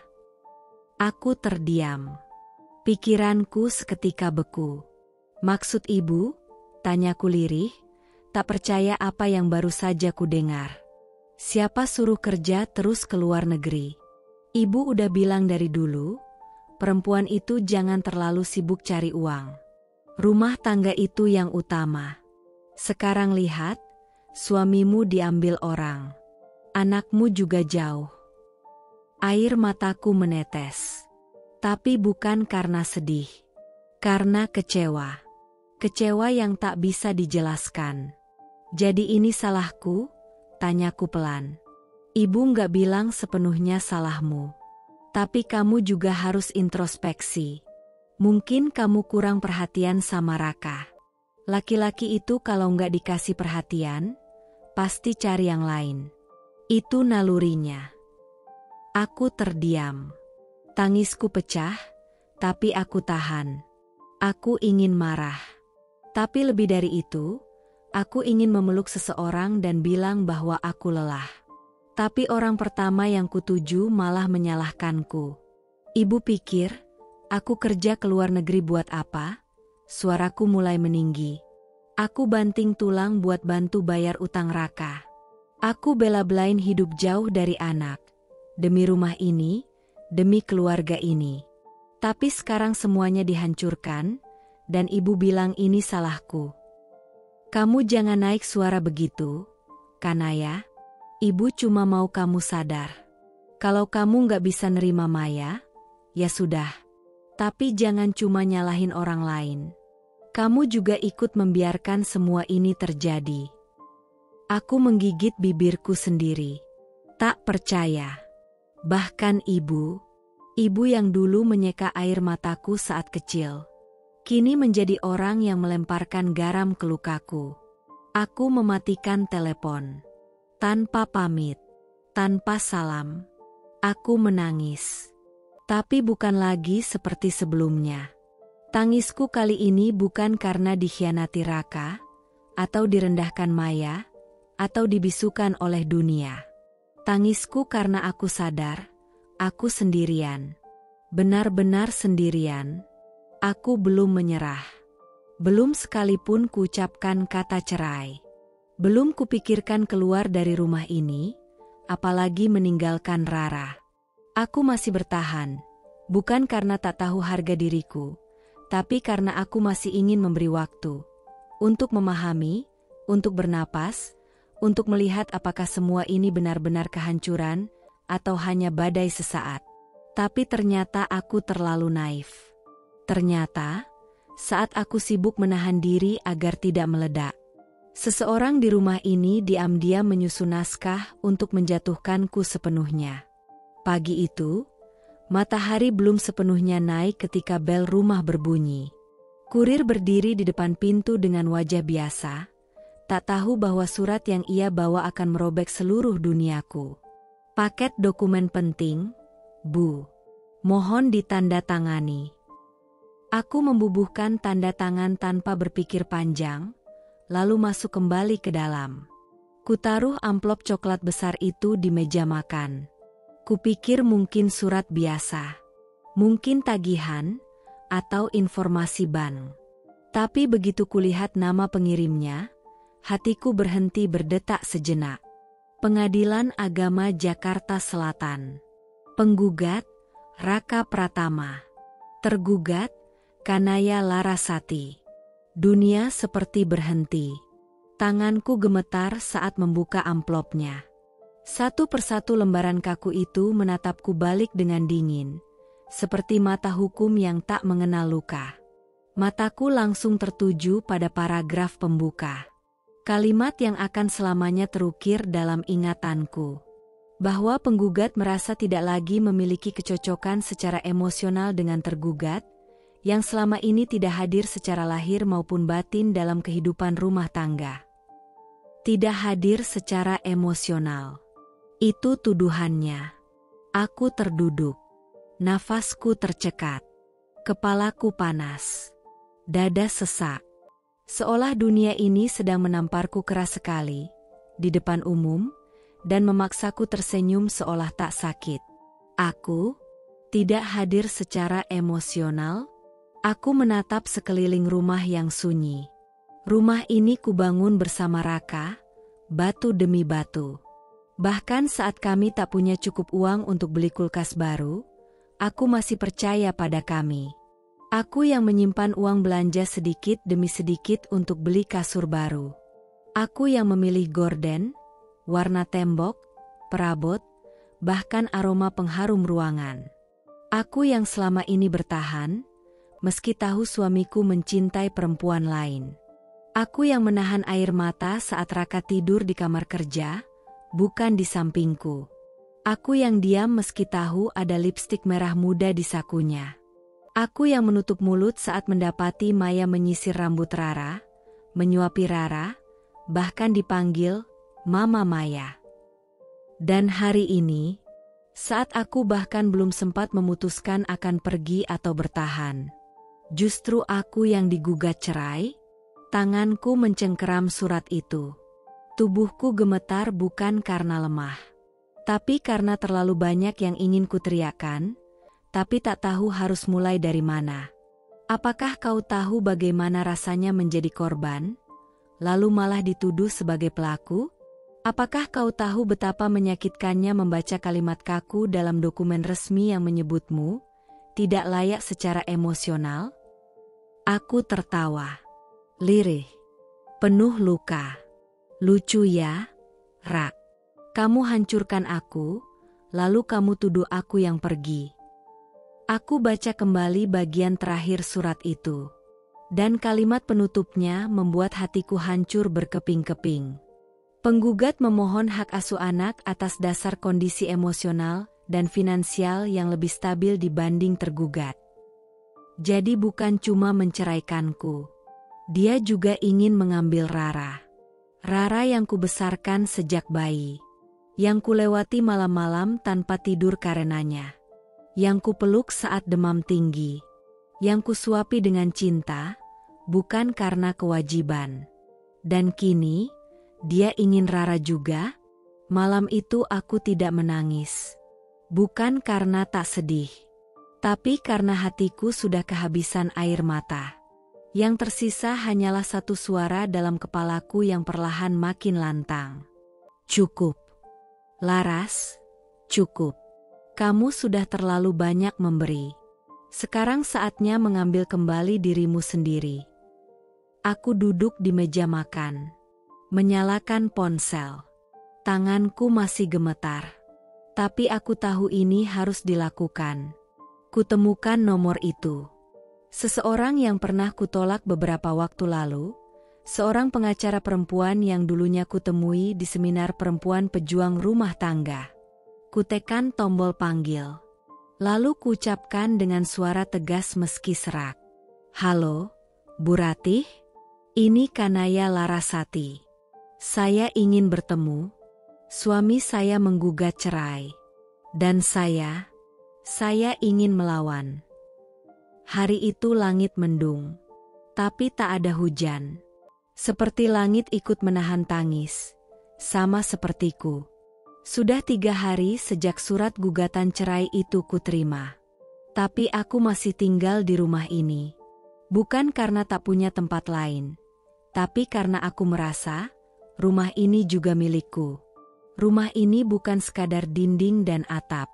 Ini tempat di mana aku membesarkan anakku. Tempat aku pernah tertawa, menangis, dan berdoa di tengah malam. Tempat di mana dulu Raka berjanji sehidup semati. Tapi semua itu kini hanya jadi puing. Pagi itu aku baru selesai membereskan kamar Rara. Anak itu sedang bermain di taman bersama tetangga. Aku menyusul ke dapur, membuat teh panas. Berusaha tetap sibuk agar tak gila. Lalu Raka pulang. Wajahnya datar. Maya ada di belakangnya, berdiri seperti bayang-bayang gelap yang selalu mengikuti langkahnya. Raka masuk ke ruang tengah. Ia duduk, menatapku yang masih berdiri di dapur. Sejenak hening. Tapi aku tahu, kata-kata berikutnya akan mengubah hidupku lagi. Dan benar saja. Laras, katanya datar. Kamu harus keluar dari rumah ini. Hari ini juga. Cangkir teh di tanganku nyaris jatuh. Kutatap wajahnya. Mencari gurat keraguan, sisa-sisa kemanusiaan. Tapi tidak ada. Keluar? Tanyaku pelan. Rumah ini rumah kita. Aku ikut membangunnya. Setengah cicilan rumah ini dari uangku, uang hasil kerja Justip, hasil keringatku sendiri. Raka berdiri. Suaranya sedikit meninggi. Tapi atas nama di sertifikat cuma aku. Jadi secara hukum, ini rumahku, dan kamu bukan siapa-siapa lagi di sini. Silakan angkat kaki. Bukan siapa-siapa. 3 kata itu seperti pisau. Menusuk langsung ke jantungku. Kamu serius, Raka? Tanyaku, mataku mulai berkaca-kaca. Aku bukan siapa-siapa? Setelah semua yang kulakukan, setelah semua yang kutanggung, bahkan setelah kamu meniduriku bertahun-tahun sambil mencintai wanita lain. Dan saat aku berkata itu, Maya berjalan mendekat, berdiri di samping Raka. Ia menatapku, bukan dengan kasihan, bukan dengan penyesalan, tapi dengan senyuman kecil, senyuman kemenangan. Kak Laras, nggak usah drama. Daripada ribut terus, lebih baik pergi aja. Kita sama-sama capek, ucapnya dengan nada dingin, seolah-olah dia yang pantas mengatur rumah ini. Mataku menatapnya, penuh luka, penuh amarah. Tapi bukan karena dia bicara, tapi karena aku membesarkannya. Aku mengajarinya sopan santun. Aku menggajinya. Aku yang dulu membelikan baju lebaran pertama untuknya. Dan kini dia berdiri di rumahku, mengusirku. Kamu tahu gak, Mei, saat kamu pertama kerja di sini, aku yang antar kamu ke dokter waktu kamu sakit. Aku yang masakin bubur untukmu. Aku yang bilang ke Raka, jangan terlalu galak ke Maya, dia masih muda, kasihan. Tapi lihat kamu sekarang berdiri di samping suamiku, di dalam rumahku, dan menyuruh aku pergi. Raka menengahi. Wajahnya tak menunjukkan belas kasihan. Sudah, Laras. Kamu bisa bawa koper kamu. Aku kasih waktu 2 jam.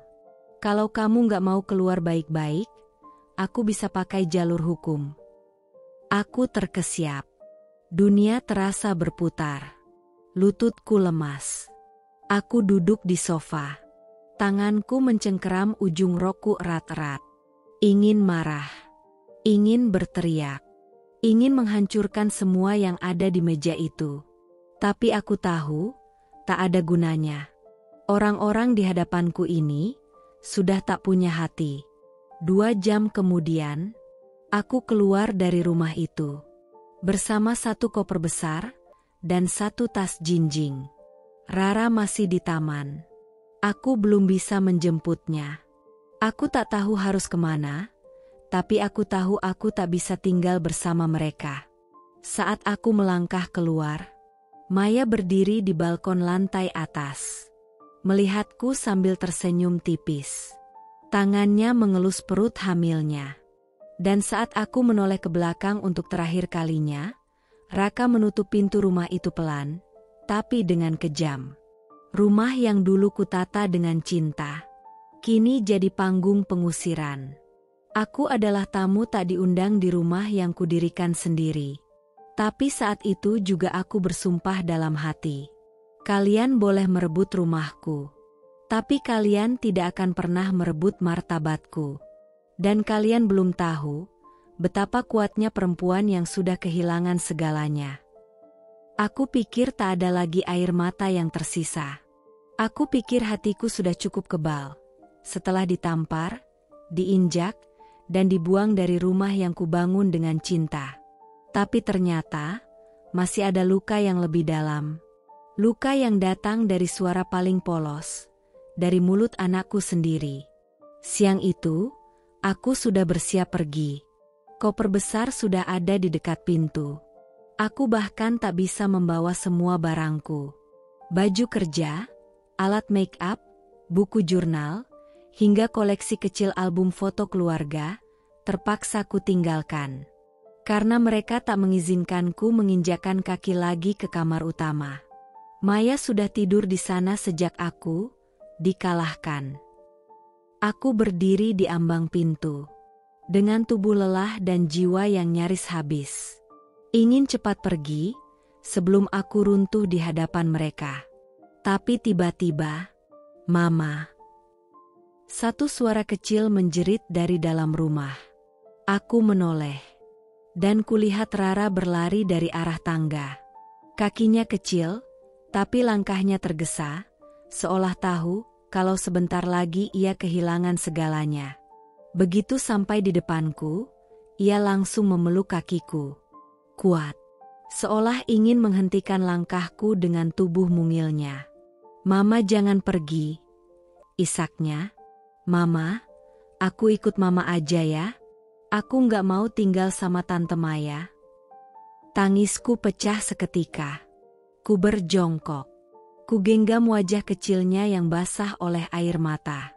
Sayang, Mama nggak bisa ajak kamu sekarang. Suaraku gemetar.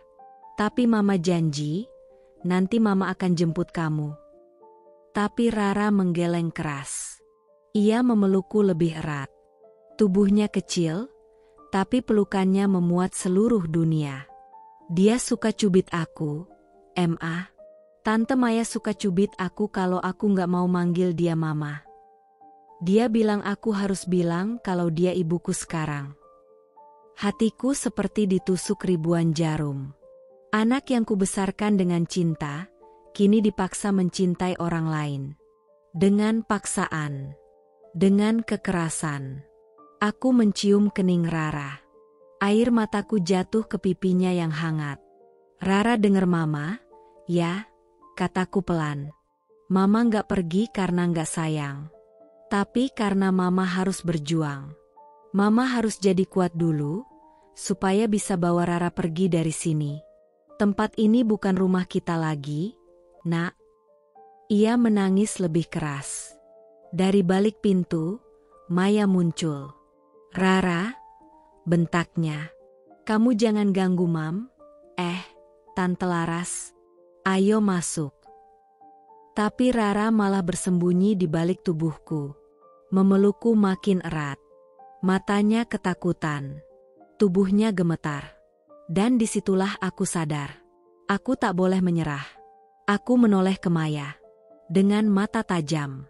Mata seorang ibu yang baru saja disentuh sisi paling liarnya. Naluri melindungi anak. Kamu cubit anakku? Tanyaku, suaraku tajam tapi dingin. Maya terkejut. Wajahnya berubah. Tapi sebelum ia bisa menjawab, Raka muncul dari belakang. Sudah, Laras. Jangan buat drama. Anak kecil memang suka ngelantur kalau lagi sedih. Aku berdiri, menahan amarah yang membakar. Kutatap Raka. Pria yang dulu kusebut pelindung. Tapi hari ini, bahkan tak mampu melindungi anaknya sendiri. Aku pergi hari ini, Raka. Tapi jangan pikir ini akhir. Aku akan kembali. Dan saat aku datang, aku akan membawa Rara pulang. Pulang ke rumah yang layak. Pulang ke cinta yang sebenarnya. Lalu aku menunduk, menatap Rara yang masih memeluk kakiku. Kupeluk dia erat, seerat mungkin. Seolah pelukan itu adalah janji. Mama janji ya, sayang. Ini bukan perpisahan. Ini cuma jeda. Dan nanti, kamu akan tidur lagi di pelukan Mama, bukan di samping orang yang paksa kamu berpura-pura bahagia. Kulepas pelukannya perlahan. Dengan air mata. Dengan doa. Aku melangkah pergi. Tapi setiap langkahku terasa seperti menarik jantungku sendiri. Di belakangku, suara tangisan Rara menggema, menjadi irama paling pilu yang pernah kudengar sepanjang hidup. Dan hari itu, aku bukan hanya diusir sebagai istri. Aku dipisahkan dari anakku, tanpa pilihan. Tapi satu hal yang tak bisa mereka ambil dariku. Doa seorang ibu. Dan dendam seorang perempuan yang pernah dihancurkan. Sudah 2 bulan sejak aku pergi dari rumah yang dulu kusebut rumah tangga. Kini aku tinggal di sebuah rumah kontrakan kecil di pinggir kota. Tidak mewah, tidak luas, tapi tenang. Dan yang paling penting, milikku sendiri. Tempat di mana aku bisa menarik napas tanpa takut dicurigai, disalahkan, atau direndahkan. Tapi meski ragaku jauh dari mereka, hatiku tertinggal di satu tempat, di sisi Rara. Setiap malam aku masih bisa mendengar suara tangisnya dalam mimpi.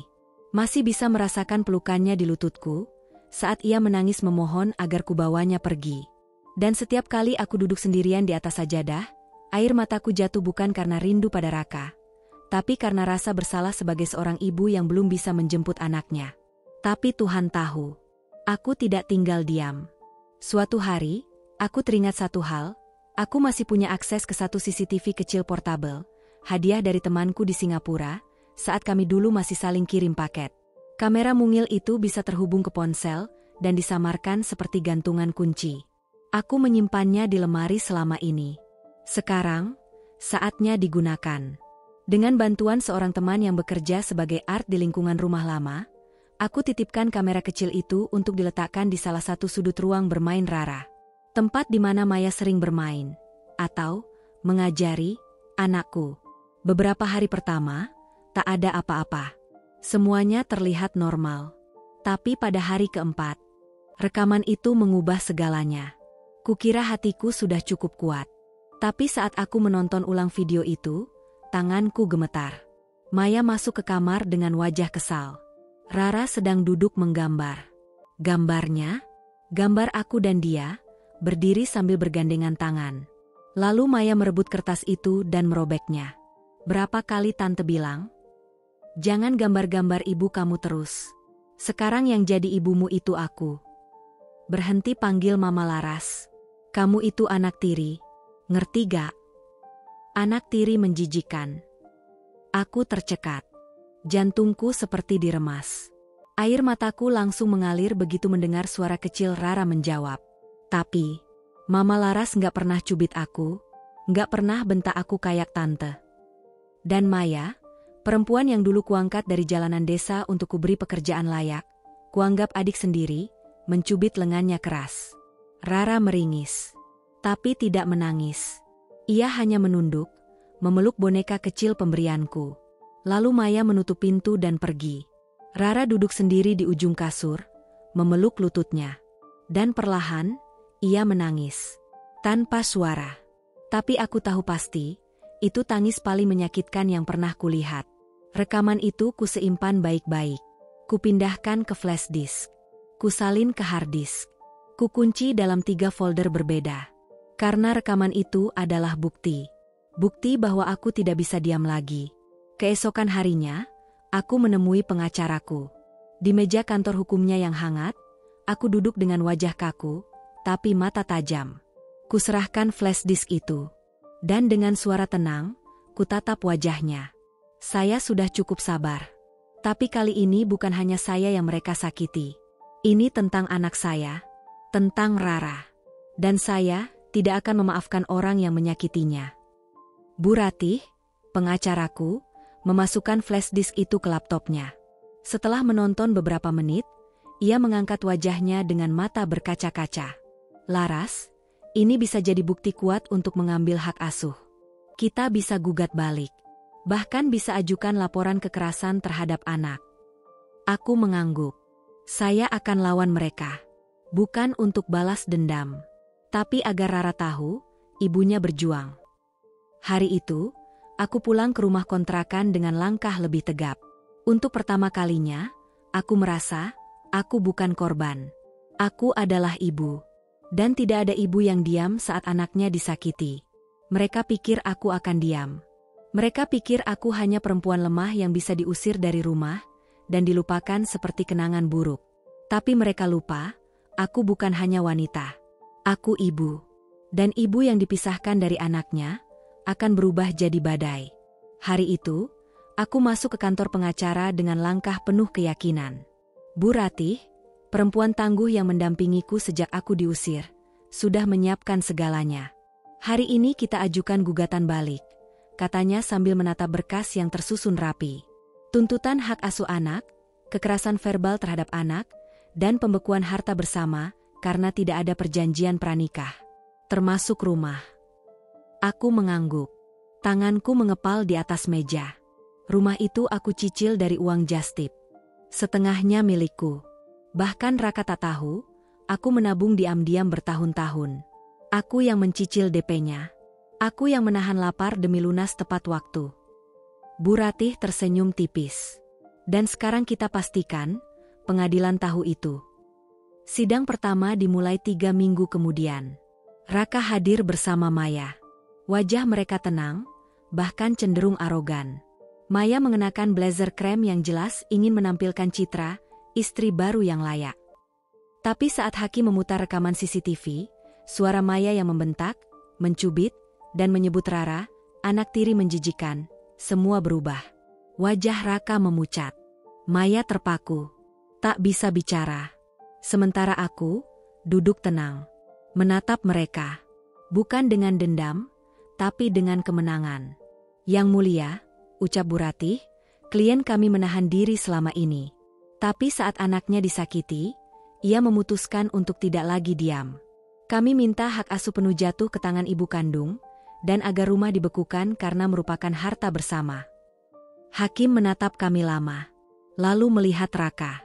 Raka mencoba bicara, tapi suaranya goyah. Saya tidak tahu Maya memperlakukan Rara seperti itu. Tapi Anda menitipkan anak Anda pada istri kedua. Anda tahu konsekuensinya, balas hakim. Ini bukan hanya soal cinta, Pak Raka. Ini soal kelayakan sebagai ayah. Dan saat keputusan dibacakan, hak asuh anak jatuh kepada ibu kandung, Kanaya Larasati. Rumah tinggal dibekukan hingga keputusan pembagian harta gonogini diputuskan final. Setelah keputusan pengadilan diumumkan, aku tak mengira semuanya akan berubah secepat itu. Video rekaman CCTV, saat Maya membentak dan mencubit Rara, diserahkan ke pengadilan dengan status tertutup. Tapi entah bagaimana, beberapa hari setelah sidang, video itu bocor dan menyebar luas di media sosial. Netizen tak tinggal diam. Mereka marah. Mereka membanjiri akun Instagram Raka dan Maya.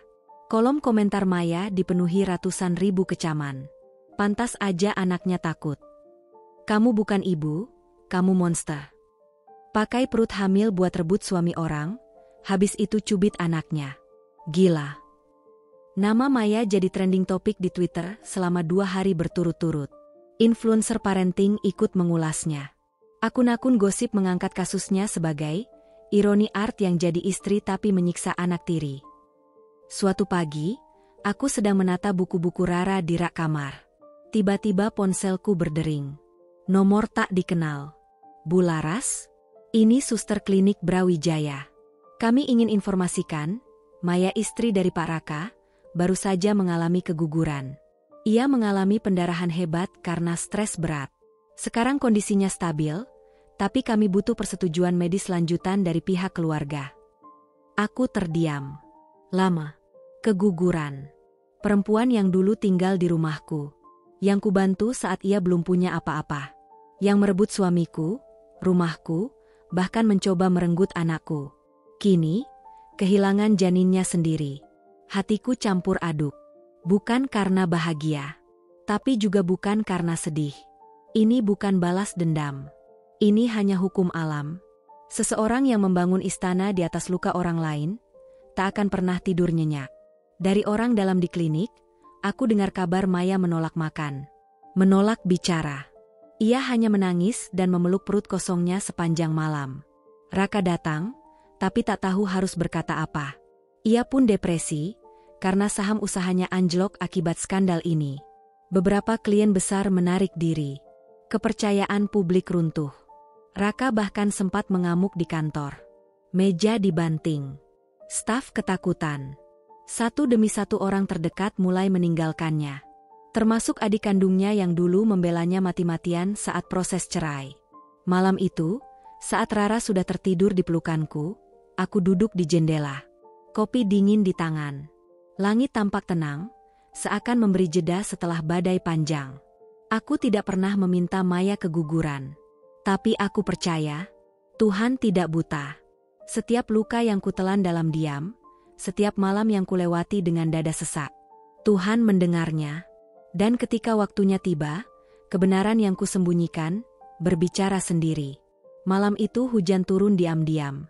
Tidak deras, tapi cukup untuk membuat jendela berkabut dan hawa dingin menyelinap masuk ke sela-sela dinding rumah kontrakanku yang sederhana. Aku baru saja selesai menyelimuti Rara, yang sudah terlelap di ranjang kecilnya, memeluk boneka kelinci favoritnya. Aku duduk di kursi rotan dekat jendela, membaca ulang naskah presentasi untuk kerja sampinganku. Kopi hangat mulai mendingin. Tapi aku tak sempat menyeruputnya, karena suara itu datang, mengetuk pintu, pelan tapi tergesa. Tok, tok, tok. Aku mengintip lewat tirai. Dan dunia seperti memutar kembali semua luka yang coba kuhapus. Raka berdiri di depan pintu rumahku, basah kuyup, dengan wajah penuh kehancuran. Kupikir aku sudah kebal terhadap sosok itu. Kupikir aku bisa membukakan pintu tanpa goyah. Tapi ternyata, hatiku masih berdenyut saat melihatnya. Bukan karena cinta, tapi karena ingatan. Perlahan kubuka pintu.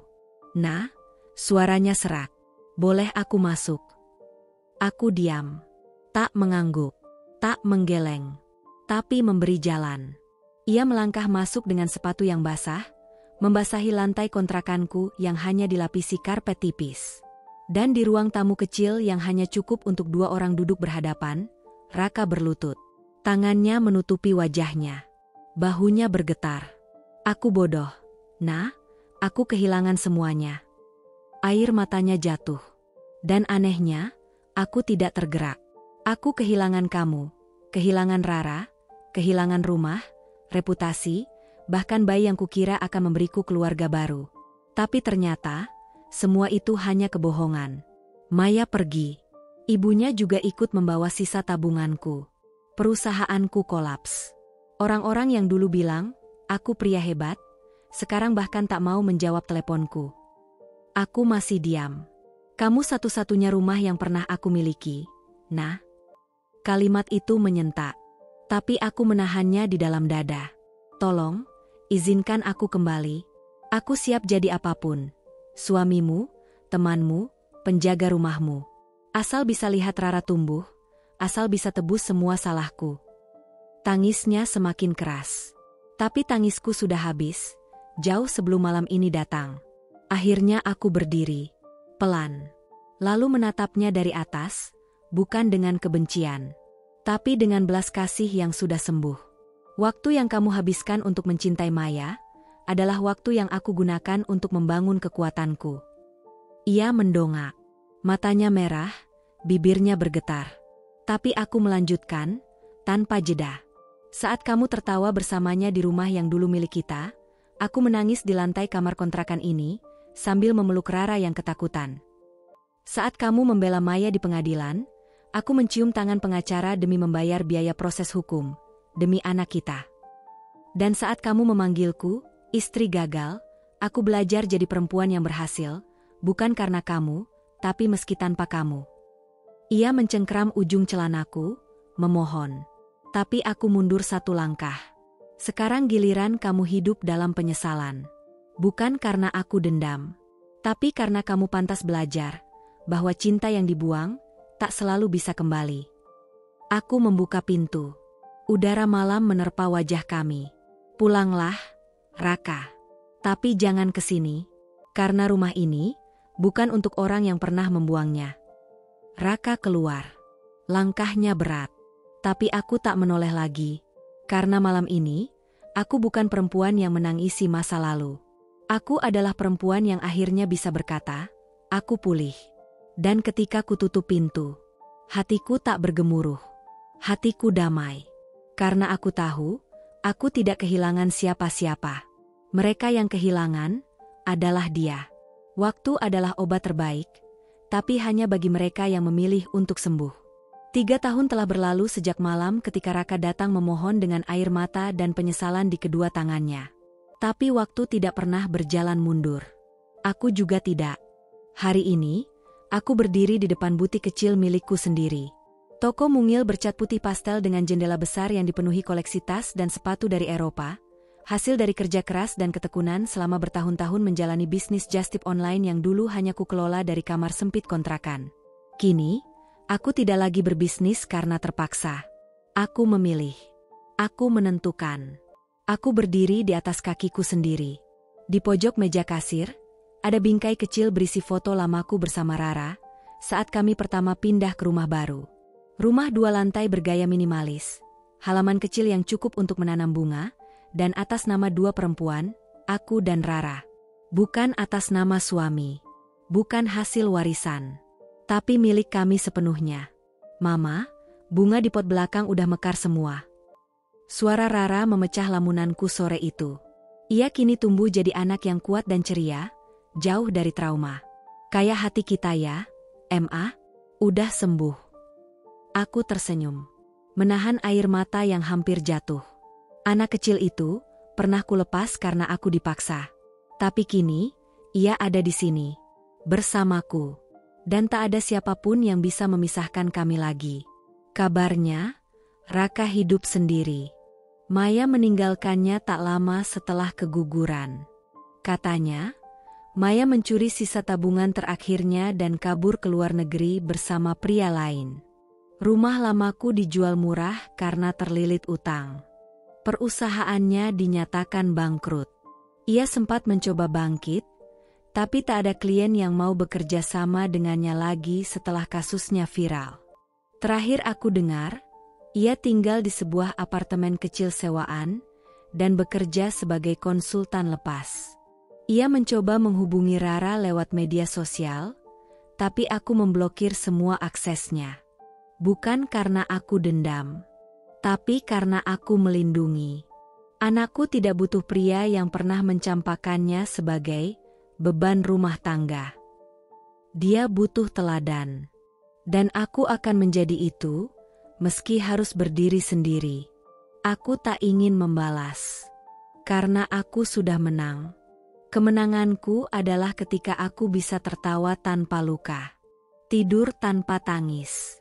Dan berdiri tanpa bantuan tangan siapapun selain Tuhan dan diriku sendiri.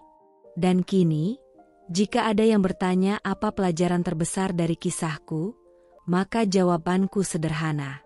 Jangan pernah meremehkan perempuan yang hancur. Karena dari reruntuhannya, dia bisa membangun istana yang lebih kokoh dari sebelumnya. Aku pernah hancur.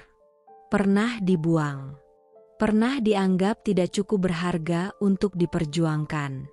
Tapi hari ini, aku hidup damai. Bersama Rara.